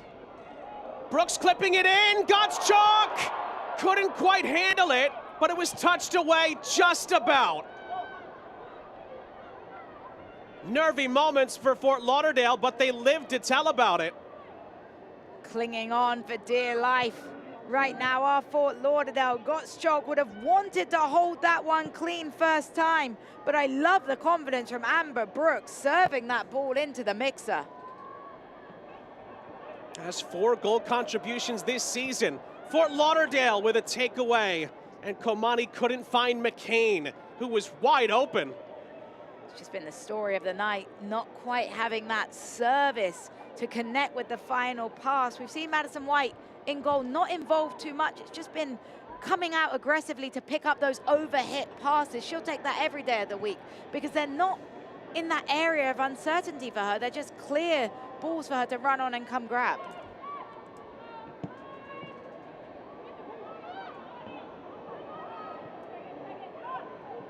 Well, the game is still very much hanging in the balance here. I think the offside flag goes up there.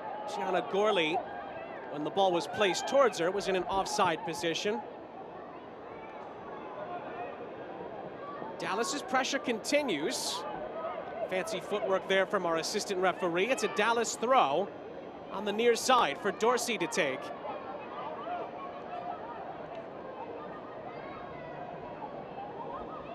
Picked out a good pass, and Ubagagu tries to settle it down.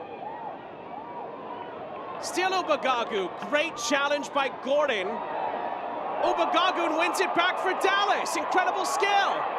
Can she finish? The shot is blocked on the edge of the penalty area by Klein, and it's a Dallas throw at the tail end of a great sequence, but Ubagagu again is struggling with a possible injury. She's holding the back of her hamstring for the second time. Ubagagu and Gordon circled that in the first half as one to watch, and it is heated up in this second half of action. This one, a battle between two players that want it so much. Ubagagu pulls up after that short strike, and she's holding her hammy. And this is a huge moment for Pauline McDonald and her coaching staff, because how do you figure out replacing Ubagagu? It does seem like she's being stretched out for cramp night now, and we see McDonald. Her brain is probably racing because Ubagagu has been the most dangerous player on the pitch for Dallas Trinity in the attacking third. Well, both coaches have had a couple of injury scares in the near hour that we've seen. This is just a great sequence. Just tough to see Ubagagu possibly pick up a knock on the back end here. So as she pulls her trigger, just as she strikes it, she goes down. It wasn't the first time. We saw her stay down after a crossing sequence earlier on where she was slow to get up. It feels like it might be something that's been brewing, and you never want to see this, though. A star player that it is a pure example of the sorts of player that USL Super League has been able to attract to play in the league. A player with international experience in the youth levels for United States of America, senior level for England, has played in the Women's Super League with Tottenham as recently as 2 years ago. It's a credit that a player like that wants to come play here, but you want her on the field to play whenever you can. Ubagagu, along with Julia Dorsey, were the two players that Pauline McDonald highlighted to us as far as players who maybe have flown a little under the radar, but have been really, really impressive and have adapted well to this league. She did enter the field. We'll see the first time she gets one of those sprints and gets up to full speed if she'll be good to go. Here's Dorsey. Dorsey tries to win it back. It was defended well by McNeil, and she does win it back for Dallas on the near side. Brooks just tried to clip it forward. Fort Lauderdale have the numbers behind it to deal with it, and McCain resets as we approach the hour mark. Dallas pressure forces it back to Gottschalk. And the turn from Vaca, who's still trying to work her way out of danger here. Looks like that just about stayed in play.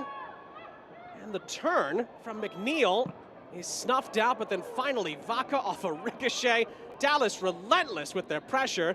Will have to settle for a goal kick. We call that one a hospital pass in the game at times, because I don't think Vaca wanted that last one back in the end. Was able to handle it very well by clearing it into the attack, but you mentioned the press has become vigorous, and I think Tyrone Mears has noticed that, and he's stooping to his bench right now to try and find a way to get back into this game in terms of the bright moments we saw at the start of the second half in the attacking areas of the pitch. The two players who are coming on are Daria Raji and Anna Henderson. Taylor Smith and Felicia Knox are the two players that will leave us. And I think it's been a really tough game, in particular for Felicia Knox. We understand what she brings to the table. There's no doubt about her talents, but she didn't see any of the ball. Off the takeaway here. Danielson, it takes a ricochet. And it flutters over the top of the net. It goes out for a Dallas corner. Another moment with a fine margin. But it also comes from the high press. It's Meza that just flicks it into the path of Danielson, and then she just dinks it, looking to find somebody crash in the box. In the end, takes that awkward deflection out for the corner kick. Ubagagu involved on the set piece here. Like there was a short option available, but she's going to clip it right towards the penalty area. A collision in the penalty area. Brooks gets back to her feet. Meza trying to keep it alive, and McCain has enough of it and sends it forward. Fort Lauderdale just said, let's get this ball clear, and that's what we mean when we talk about the time and the place. And I think that needs to be something adjusted at times for Fort Lauderdale United. It's very good to have an identity, and we know that a lot of ascetic soccer now is moving towards the possessional style of play, building out the back. But there have been one or two times where I think it has been forced too much to play out the back. And with more clinical finishing from Dallas Trinity, they could have been punished. Kind of goes back to something that Ali Rogers talked to us about, which is in-game adjustments for her group, along with, of course, Tyrone Mears. And we've seen that a little bit more in the second half, but again, both teams still trying to find that finishing touch. But I think the biggest in-game adjustments have come from Dallas Trinity, and the vigorous press that they've started to execute. They've noticed the tendencies out of Fort Lauderdale to be a little bit complacent out the back, and now they're executing a far higher press that has led to 2 or 3 giveaways in the last 10 minutes. We've had a couple of close calls just in the last 5 minutes. More pressure and another takeaway for Dallas. Meza has it on a string and still is able to emerge with possession in traffic. The body strength, it is incredible. That low center of gravity to use her body to shield the ball, magnificent. Dorsey also able to get through a couple of challenges. It's looped into the penalty area.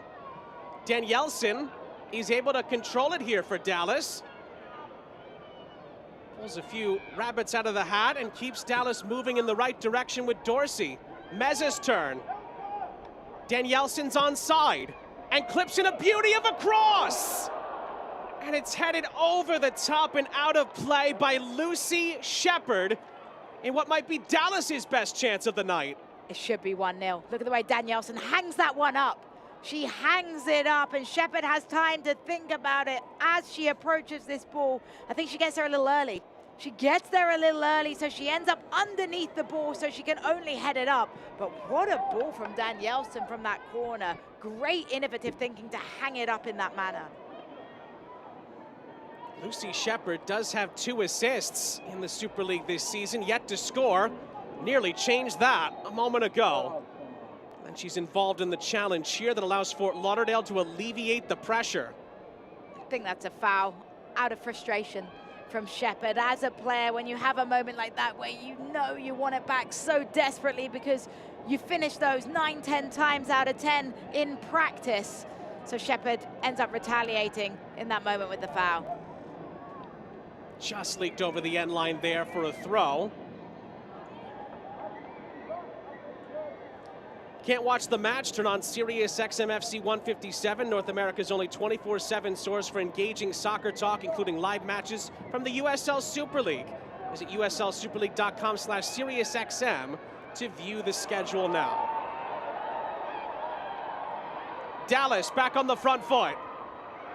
Ball is flared out to this near side. Dorsey with some time to work with finds Meza. Dorsey again. Meza again. Tries to cross it into the middle and wins Dallas another corner. Such good play, though, from Meza. She's so tricky, and I love the soccer IQ in that moment, too, because it almost looked like she was going to try and keep it in, but she realizes, why put myself in a 1v1 duel with a defender there when I can earn a set piece and I can give my defenders an opportunity to head forward? It's going to be a different corner kick taker, though. We're going to see Danielson with an opportunity, and after the last service, I saw her hang in from the run of play. I'm excited to see this one from the dead ball.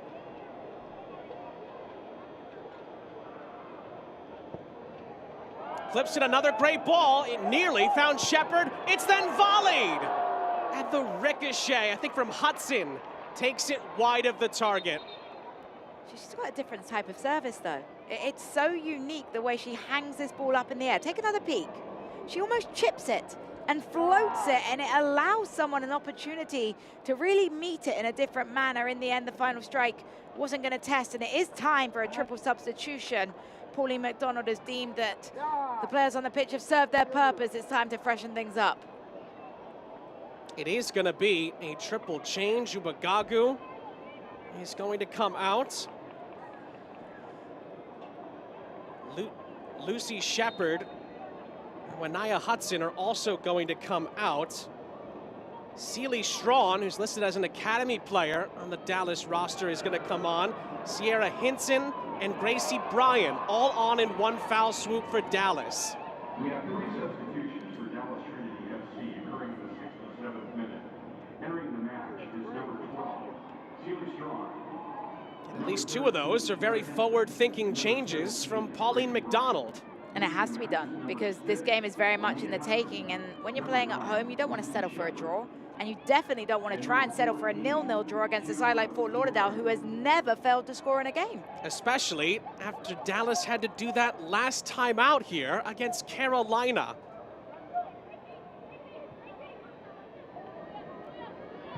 was the only thing Pauline McDonald was disappointed in. They played so well. Again, she called it the best performance to date this season for Dallas. They just couldn't get all 3 points, and Meza can't keep that ball in play. A rare miscue from a player like Meza, who has not put her foot wrong. I couldn't believe it at halftime when the stat popped up. 100% passing accuracy in the first half. That is almost unheard of, particularly a player like Meza that takes the risks of her service. She's not playing 5-yard passes out the back line. She's playing full field switches for 100% passing accuracy in the first half. Remarkable. Helped along by McCain. Now Gordon. Gordon resets the play. Raji for Fort Lauderdale getting involved.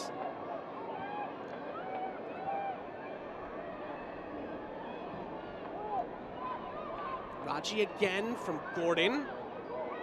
Maybe some time and space on the near side for McNeil. And the return pass to McNeil is going to be slid out of play. Strawn on the defensive cover.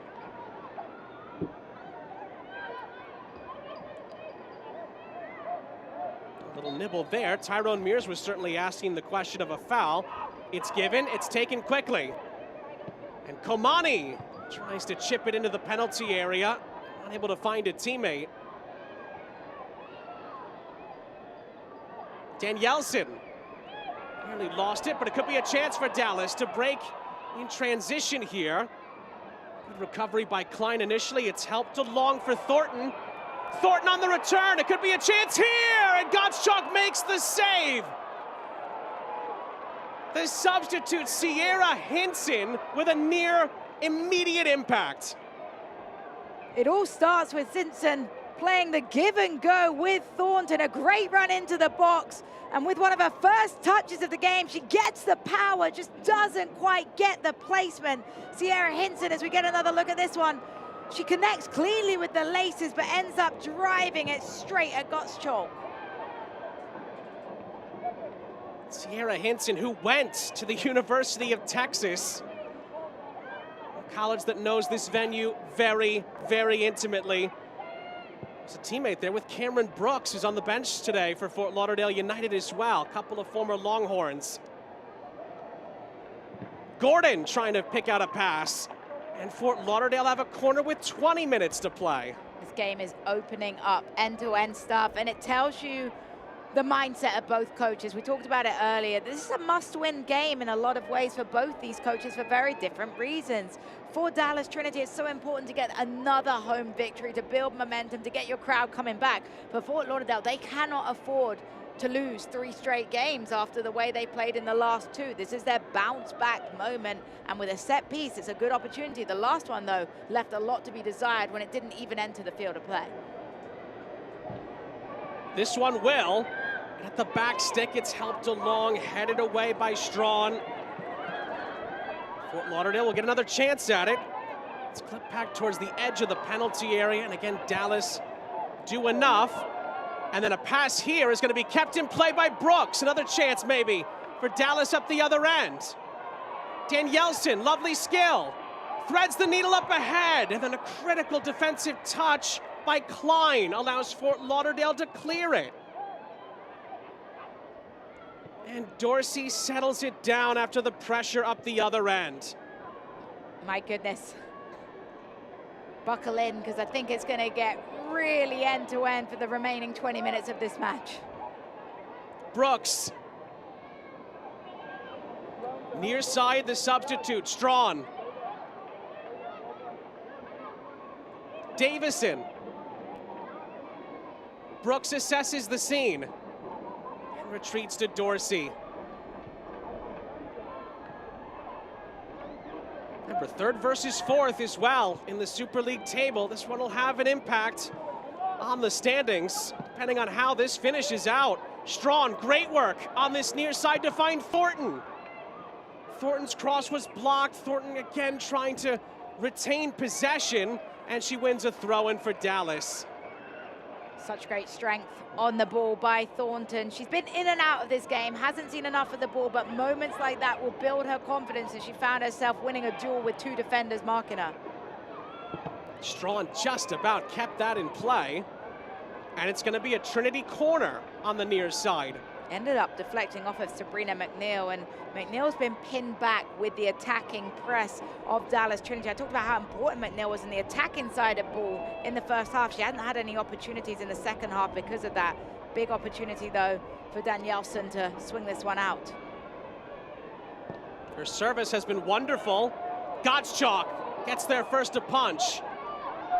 Meza. Danielson gets a second try at it. Lovely little feed into the penalty area. Strawn on the turn, gives it away to Gorley. And McCain tries to clear it. Danielson keeps it alive for Dallas. Meza helps it along. And it was just over the head of Brooks. End-to-end, frantic giveaways. It looked like Fort Lauderdale were going to have a potential counterattack, but just didn't quite find that last service that allowed the break to be clean. Goes back to something that Dallas Trinity did so well in the first half of play, of reading those second balls, and even when they gave the possession away, getting back, getting organized to make sure that they're able to recover the ball before it gets dangerous.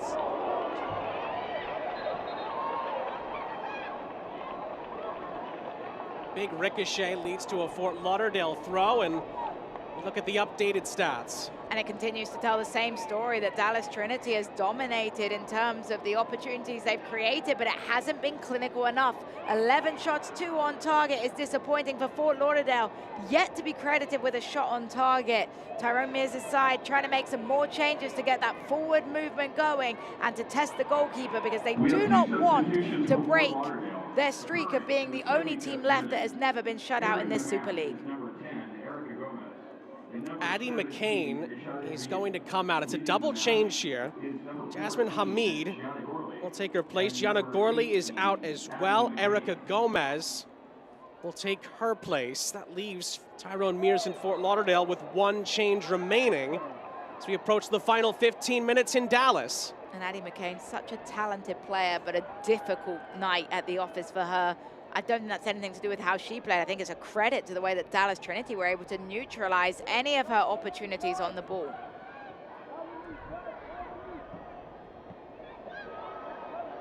Takeaway. Hamid, her first touches, slides it through for Gomez. And the touch was just a little too firm. It's kind of been the story of the game. It has, and I think that when you bring on subs, they need a little bit of time to get ready. That looked like a ball played in from somebody that hasn't had many opportunities to get up with the speed of play yet.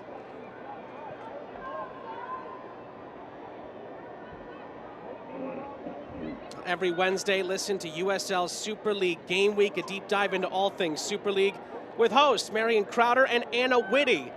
Follow along all season on the Sirius XM app. Sean St. Jacques, Jessica Charman, our entire crew. It's been a wonderful game to take in. It's been on a knife edge for a vast majority of the 76 minutes we've seen to this point. Both teams trying to track down the likes of Carolina Ascent and Brooklyn, who were the top 2 teams in the Super League coming in to today's action. And that's another layer of the story of this match, trying to make sure you don't allow that gap between the top 2 to grow any further, because both Brooklyn and Carolina Ascent are brimming with momentum. Another chance for Dallas to move this forward. Strawn cutting in field, trying to slip it through. Could fall here from Meza. And Meza again does wonderfully well under the pressure. Avoids 2 challenges. Danielson, was there a handball there? She finishes, but it's going to be wiped out. Danielson has been deemed to have handled the ball as she controlled it. The goal will not count. It's a big call by our center referee, Natalie Simon, as we get a look. Remember, handball does not include the t-shirt jersey line. It's a beautiful strike. We need to see that replay one more time to get a look at where the contact actually occurred. But for me, first glance, it was shoulder t-shirt line that does not fall in to the jurisdiction of a handball. Danielson perhaps stolen from the golden opportunity of a beautiful goal. Happened so quickly. Another look, and well, the evidence there seems to back up what you just said, Jess. It's the shoulder for me. It's the t-shirt line. And unfortunately, Dallas Trinity are going to have to remember, you cannot control the referee's decision. You can only control how you respond to it. You need to be confident. It shows you can get in goal-scoring areas. Unfortunately, this one didn't go for you, but you can't stop knocking on the door.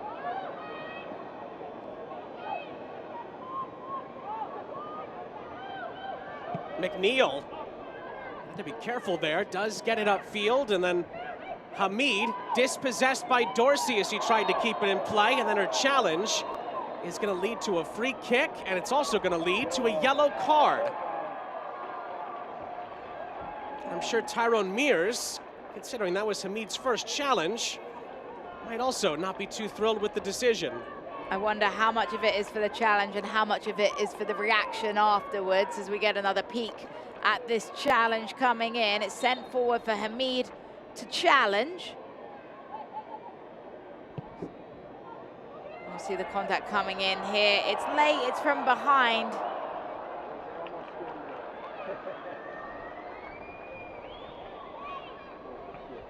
Well, at the end of the sequence, it's going to be a Fort Lauderdale goal kick. Number 17, Yashad Hamid, in the 79th minute. Fort Lauderdale back onto it. Not for long. Another giveaway. Dallas's pressure again yields possession. Are we gonna get a late twist of fate at the end of this one at the Cotton Bowl? Strawn's come on and has really made a positive impact for Dallas on this near side. Gets right back onto it for Dallas Trinity and moves the ball forward into space. It's clipped in behind here. Hinson didn't have enough time in the end to make up her mind. And it goes out of play for a goal kick. This is really good defending from Gordon because she doesn't end up touching the ball. She just closes off the angle and suffocates Hinson from any space to get a delivery in. Talked a lot about Gordon in the attacking areas, but she's been a workhorse back on the defensive side of the ball as well.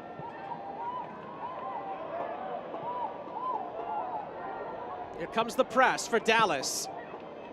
And McNeil gives it away. Meza. Still Meza. Finally, someone gets the ball off her, but at the expense of a throw, really. Danielson also trying to weave past a couple of challenges, but this time Fort Lauderdale handles the situation. And a turn from Gomez could allow Fort Lauderdale to maybe break up the other end. The early ball, though, is just going to be kept in by Hamid in the end. Great hustle. Davison then gives it away to Gomez.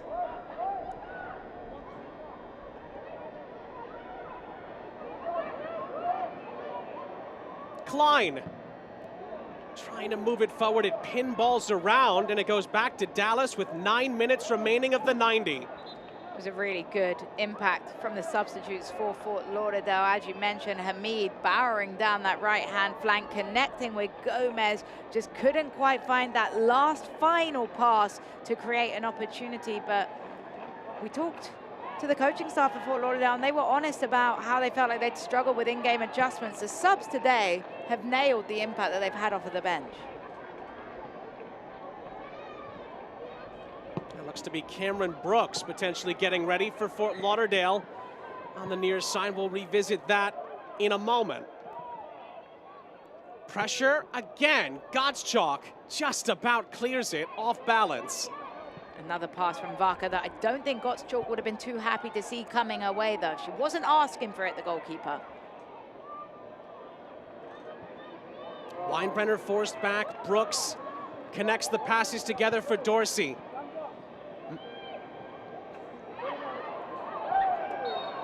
Maybe the first time all game, Mez has been beaten one-on-one. Komani does the job and wins a free kick.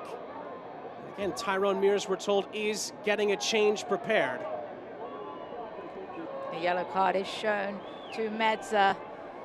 As much as she hasn't committed a foul, based on the consistency from Natalie Simon, it does warrant the yellow card for preventing that counter-attack. She was dispossessed as we get another look here, and it's the retaliation of breaking that counter-attacking opportunity that sees the yellow card flashed in Medza's direction.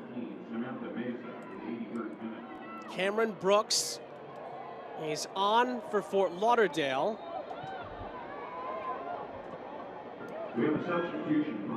Shania Gordon comes out on that swap. Really turned her game around in the second half. I was really impressed by Gordon. She'll feel frustrated because it looked like she still had plenty of energy on the field for that final 10 minutes, but wanting to try something different, wanting to get someone else involved in the action. Brooks gives the ball away only for a moment. And it's back up ahead towards Hamid. The whistle stops the sequence. It'll be a free kick for Dallas. Just looked like Hamid wasn't able to stay on side. So the flag allows Dallas Trinity to get another bit of possession. Both coaches know how important the next 6 minutes could be. Are we going to have a late bit of drama in Dallas?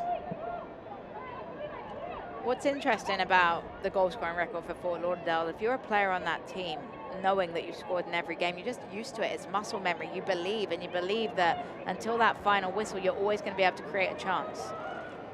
Chance here for Gomez, cutting in field.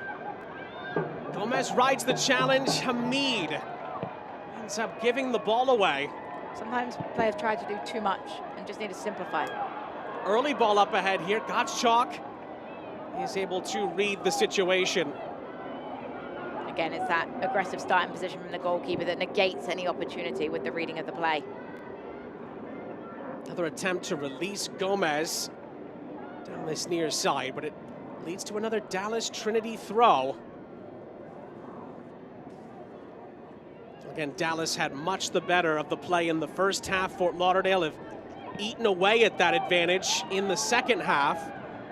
But Dallas have had the best chances in the second half after maybe Fort Lauderdale created the best first half opportunity. And then again, the moment Jenny Danielson a bit hard done by the referee's decision, which took away the only, well, chance that ended up in the back of the net, but of course didn't count. Pauline McDonald is a very composed coach, but I can't help but think in her press conference that is a moment that she'll look at because it's a huge call from the referee. It's a huge decision. You can see perhaps why from her sightline and the appeals. She might think it was a handball, but that's where the AR also needs to be involved if they've got a better sightline in figuring out whether it was t-shirt or whether it was handball.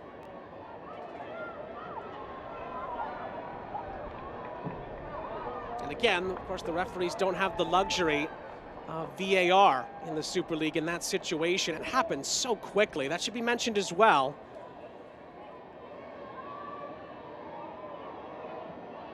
But to your earlier point, Jessica, it's not deterred Dallas at all. They've had other chances since that moment went by the wayside. And that's something that will make Pauline McDonald very proud of the side because it's difficult as a player. It's so hard not to let something like that affect you or bother you or make you think it's not our day. Dallas still believes it's their day.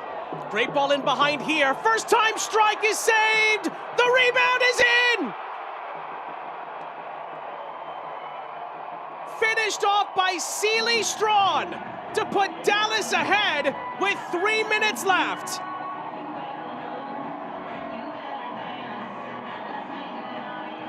What a time to score your first Super League goal of the season. The Trinity jump out in front.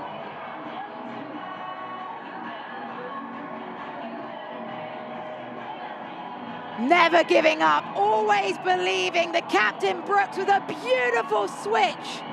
And then the ball in from Hinson, the strike saved, but Strawn the quickest to react. This was part of Dallas Trinity's identity all game long, being the quickest to respond to loose balls. And it's Strawn that jumps the gun, is the fastest to get there, and she gets her deserved reward with the toe poke into the back of the net. And the home crowd have been waiting for this moment. It's been a long wait, but finally they have a goal to celebrate. Sealy Strawn, the super sub for Dallas. And Dallas Trinity has 2.5 minutes plus stoppage time to get this over the line. Give Pauline McDonald all of the praise in the world, because it was 2 subs in the end, combining with the strike from Hinson and then the follow through from Strawn. That's where fresh legs and squad depth, like we talked about earlier, is so pivotal to be able to change the game.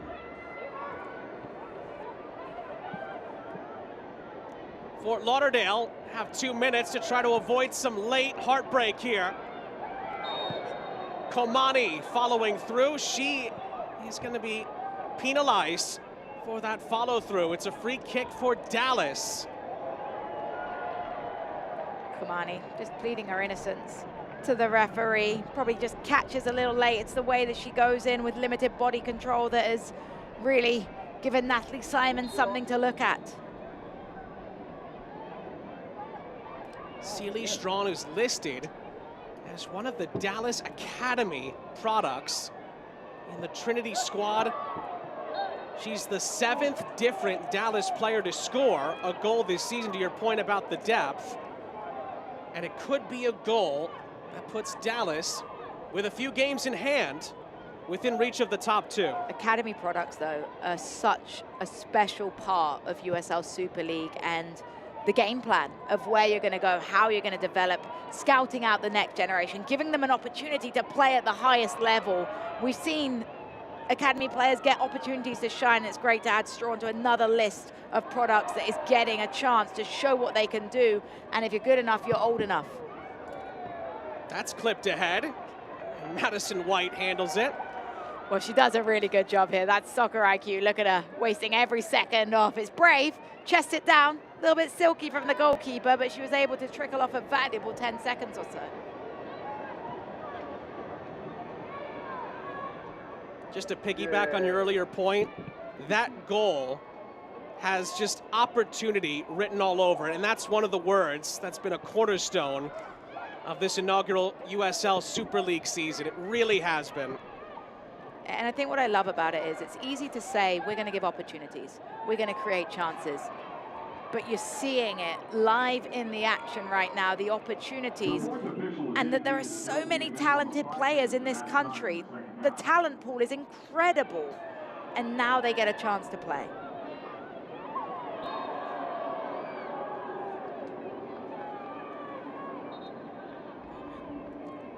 Five added minutes left here at the Cotton Bowl. Looks like another yellow card has come out here. Gomez, I believe, has been the recipient of that. She's probably been on the field less than 10 minutes, and now she's got a yellow card to boot.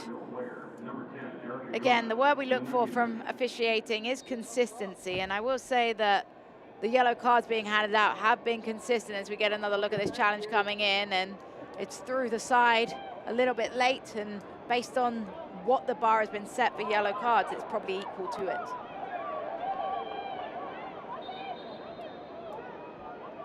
A little bit of miscommunication over the throw-in here. Pauline McDonald has 4 minutes to see this out. Dallas would be 3 points clear of Fort Lauderdale, and again, they have a few games in hand on Brooklyn.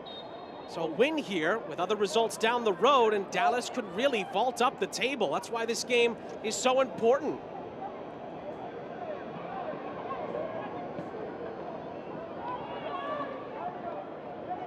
Another throw-in in the corner here.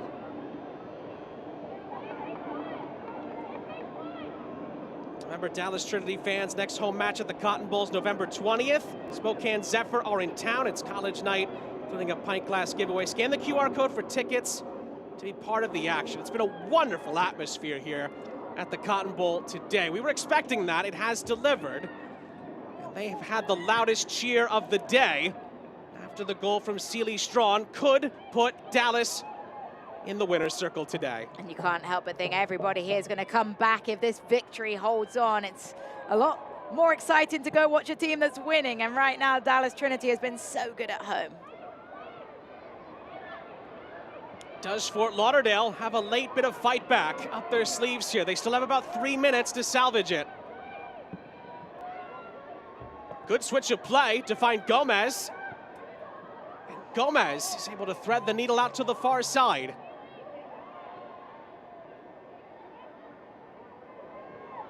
Kept in play by Henderson. Touched away on the edge of the penalty area. And Dallas have a chance to break up the other end. Don't quite have the numbers yet, but they could certainly use some more clock and, well, pace. He's able to use a little bit of time, and then she's dispossessed. This is where the 12th player of the fan base comes in, though, giving you that second wind. You hear them roaring their team over the line, urging them to hold on. Meza, I think it went out of play before she got a touch onto it. Final couple of minutes, fans trying to get Dallas Trinity over the line with all 3 points.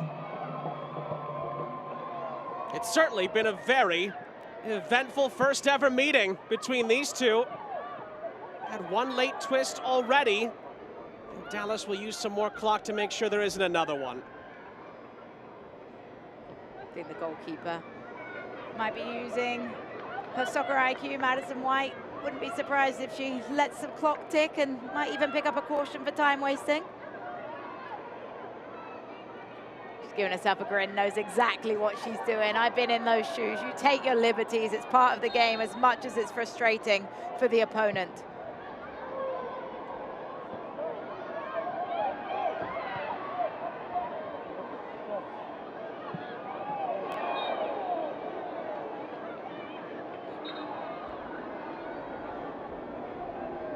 Sealy Strawn, who's currently a match winner, gets involved in that challenge and needs a moment. Sierra Hinson was the one who forced the save from McKenna Gottschalk that parried out to Strawn, who was in the right place at the right time to tuck it home for Dallas. And we're now seconds away from a 3rd Super League win of the season. This is the coming together with McNeil.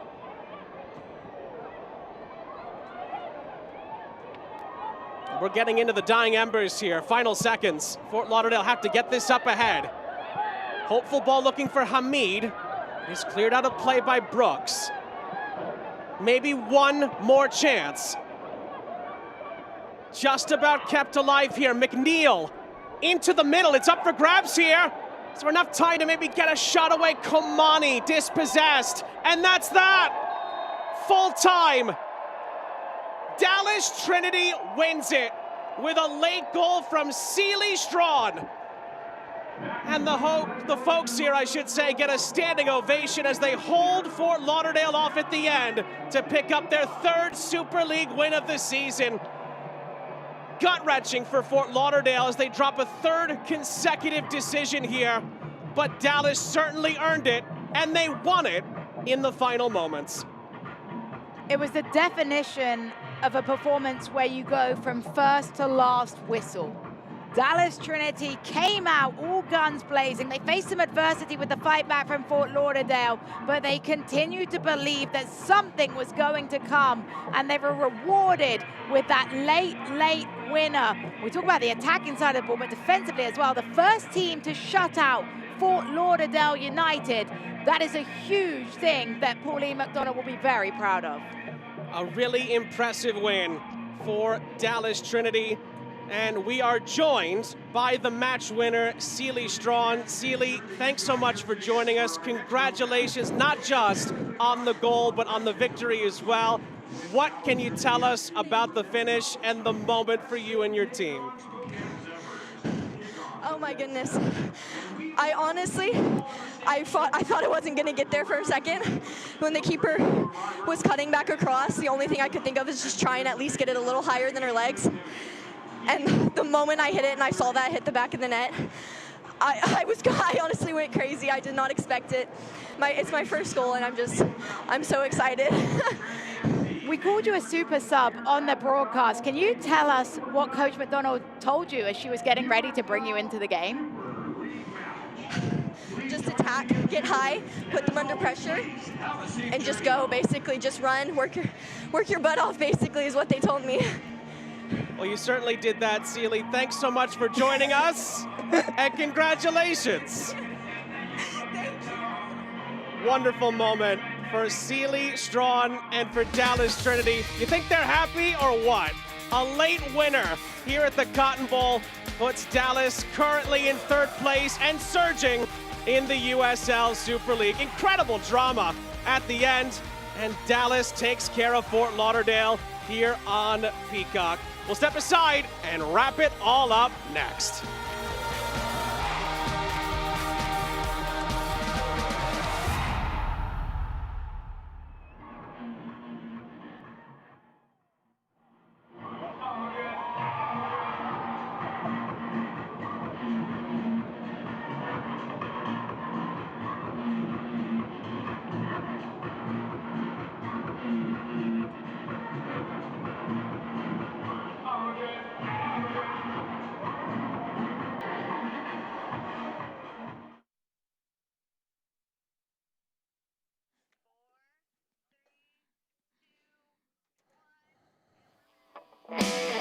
Sean St. Jacques, Jessica Charman here with you to wrap this one up here on Peacock between Dallas Trinity and Fort Lauderdale United. We told you there would be a little bit of drama. We'll get to that in a moment. We start with Dallas on the attack.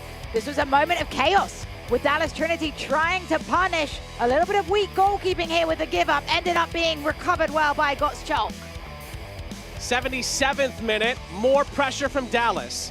And this one is a moment that could have had the potential to really disappoint Dallas Trinity in terms of the call. In the end, Danielson with a beautiful finish that was rubbed away from a contentious handball call. But Pauline McDonald turned to her super subs, and they came through. It was a beautiful combination. Hinson with a great strike, and then the quickest to respond, Seely Strawn. She said she didn't know if she was going to get there. She definitely did. And that's your winner. Dallas takes it by 1-0 with Seely Strawn's first USL Super League goal. And boy, did Dallas enjoy that in the end. Full-time stats look like this, and the stats would tell you that Dallas certainly deserved it. Yeah, they definitely did. They dominated in all the stat lines, possession, shots, shots on target. Fort Lauderdale United, who was the only team before this game to have not been shut out, didn't even get a shot on target today. A lot of work to do for Fort Lauderdale United, but Dallas Trinity FC right now have all the momentum in the world.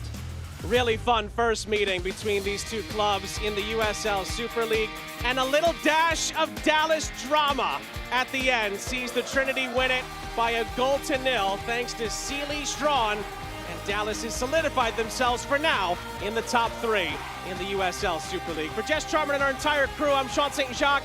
We say so long from the Cotton Bowl. Dallas takes it by a 1-goal margin right at the end on Peacock.